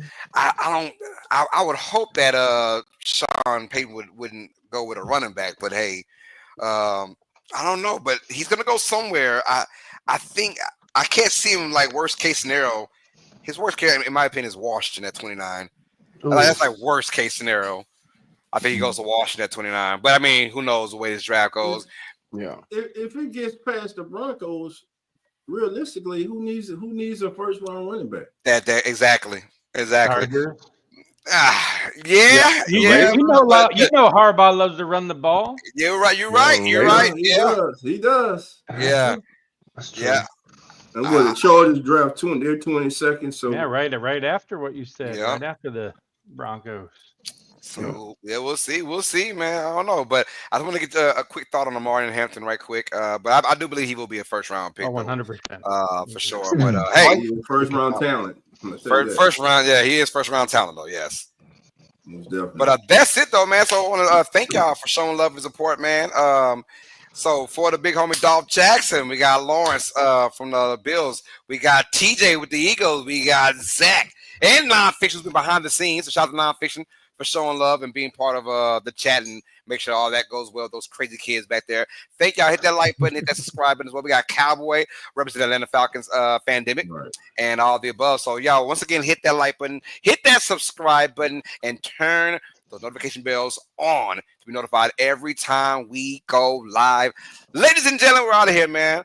And we'll see you guys on the next one. Dolph, any last words? Yeah, and y'all already know, family, the doors are now open. So come on in.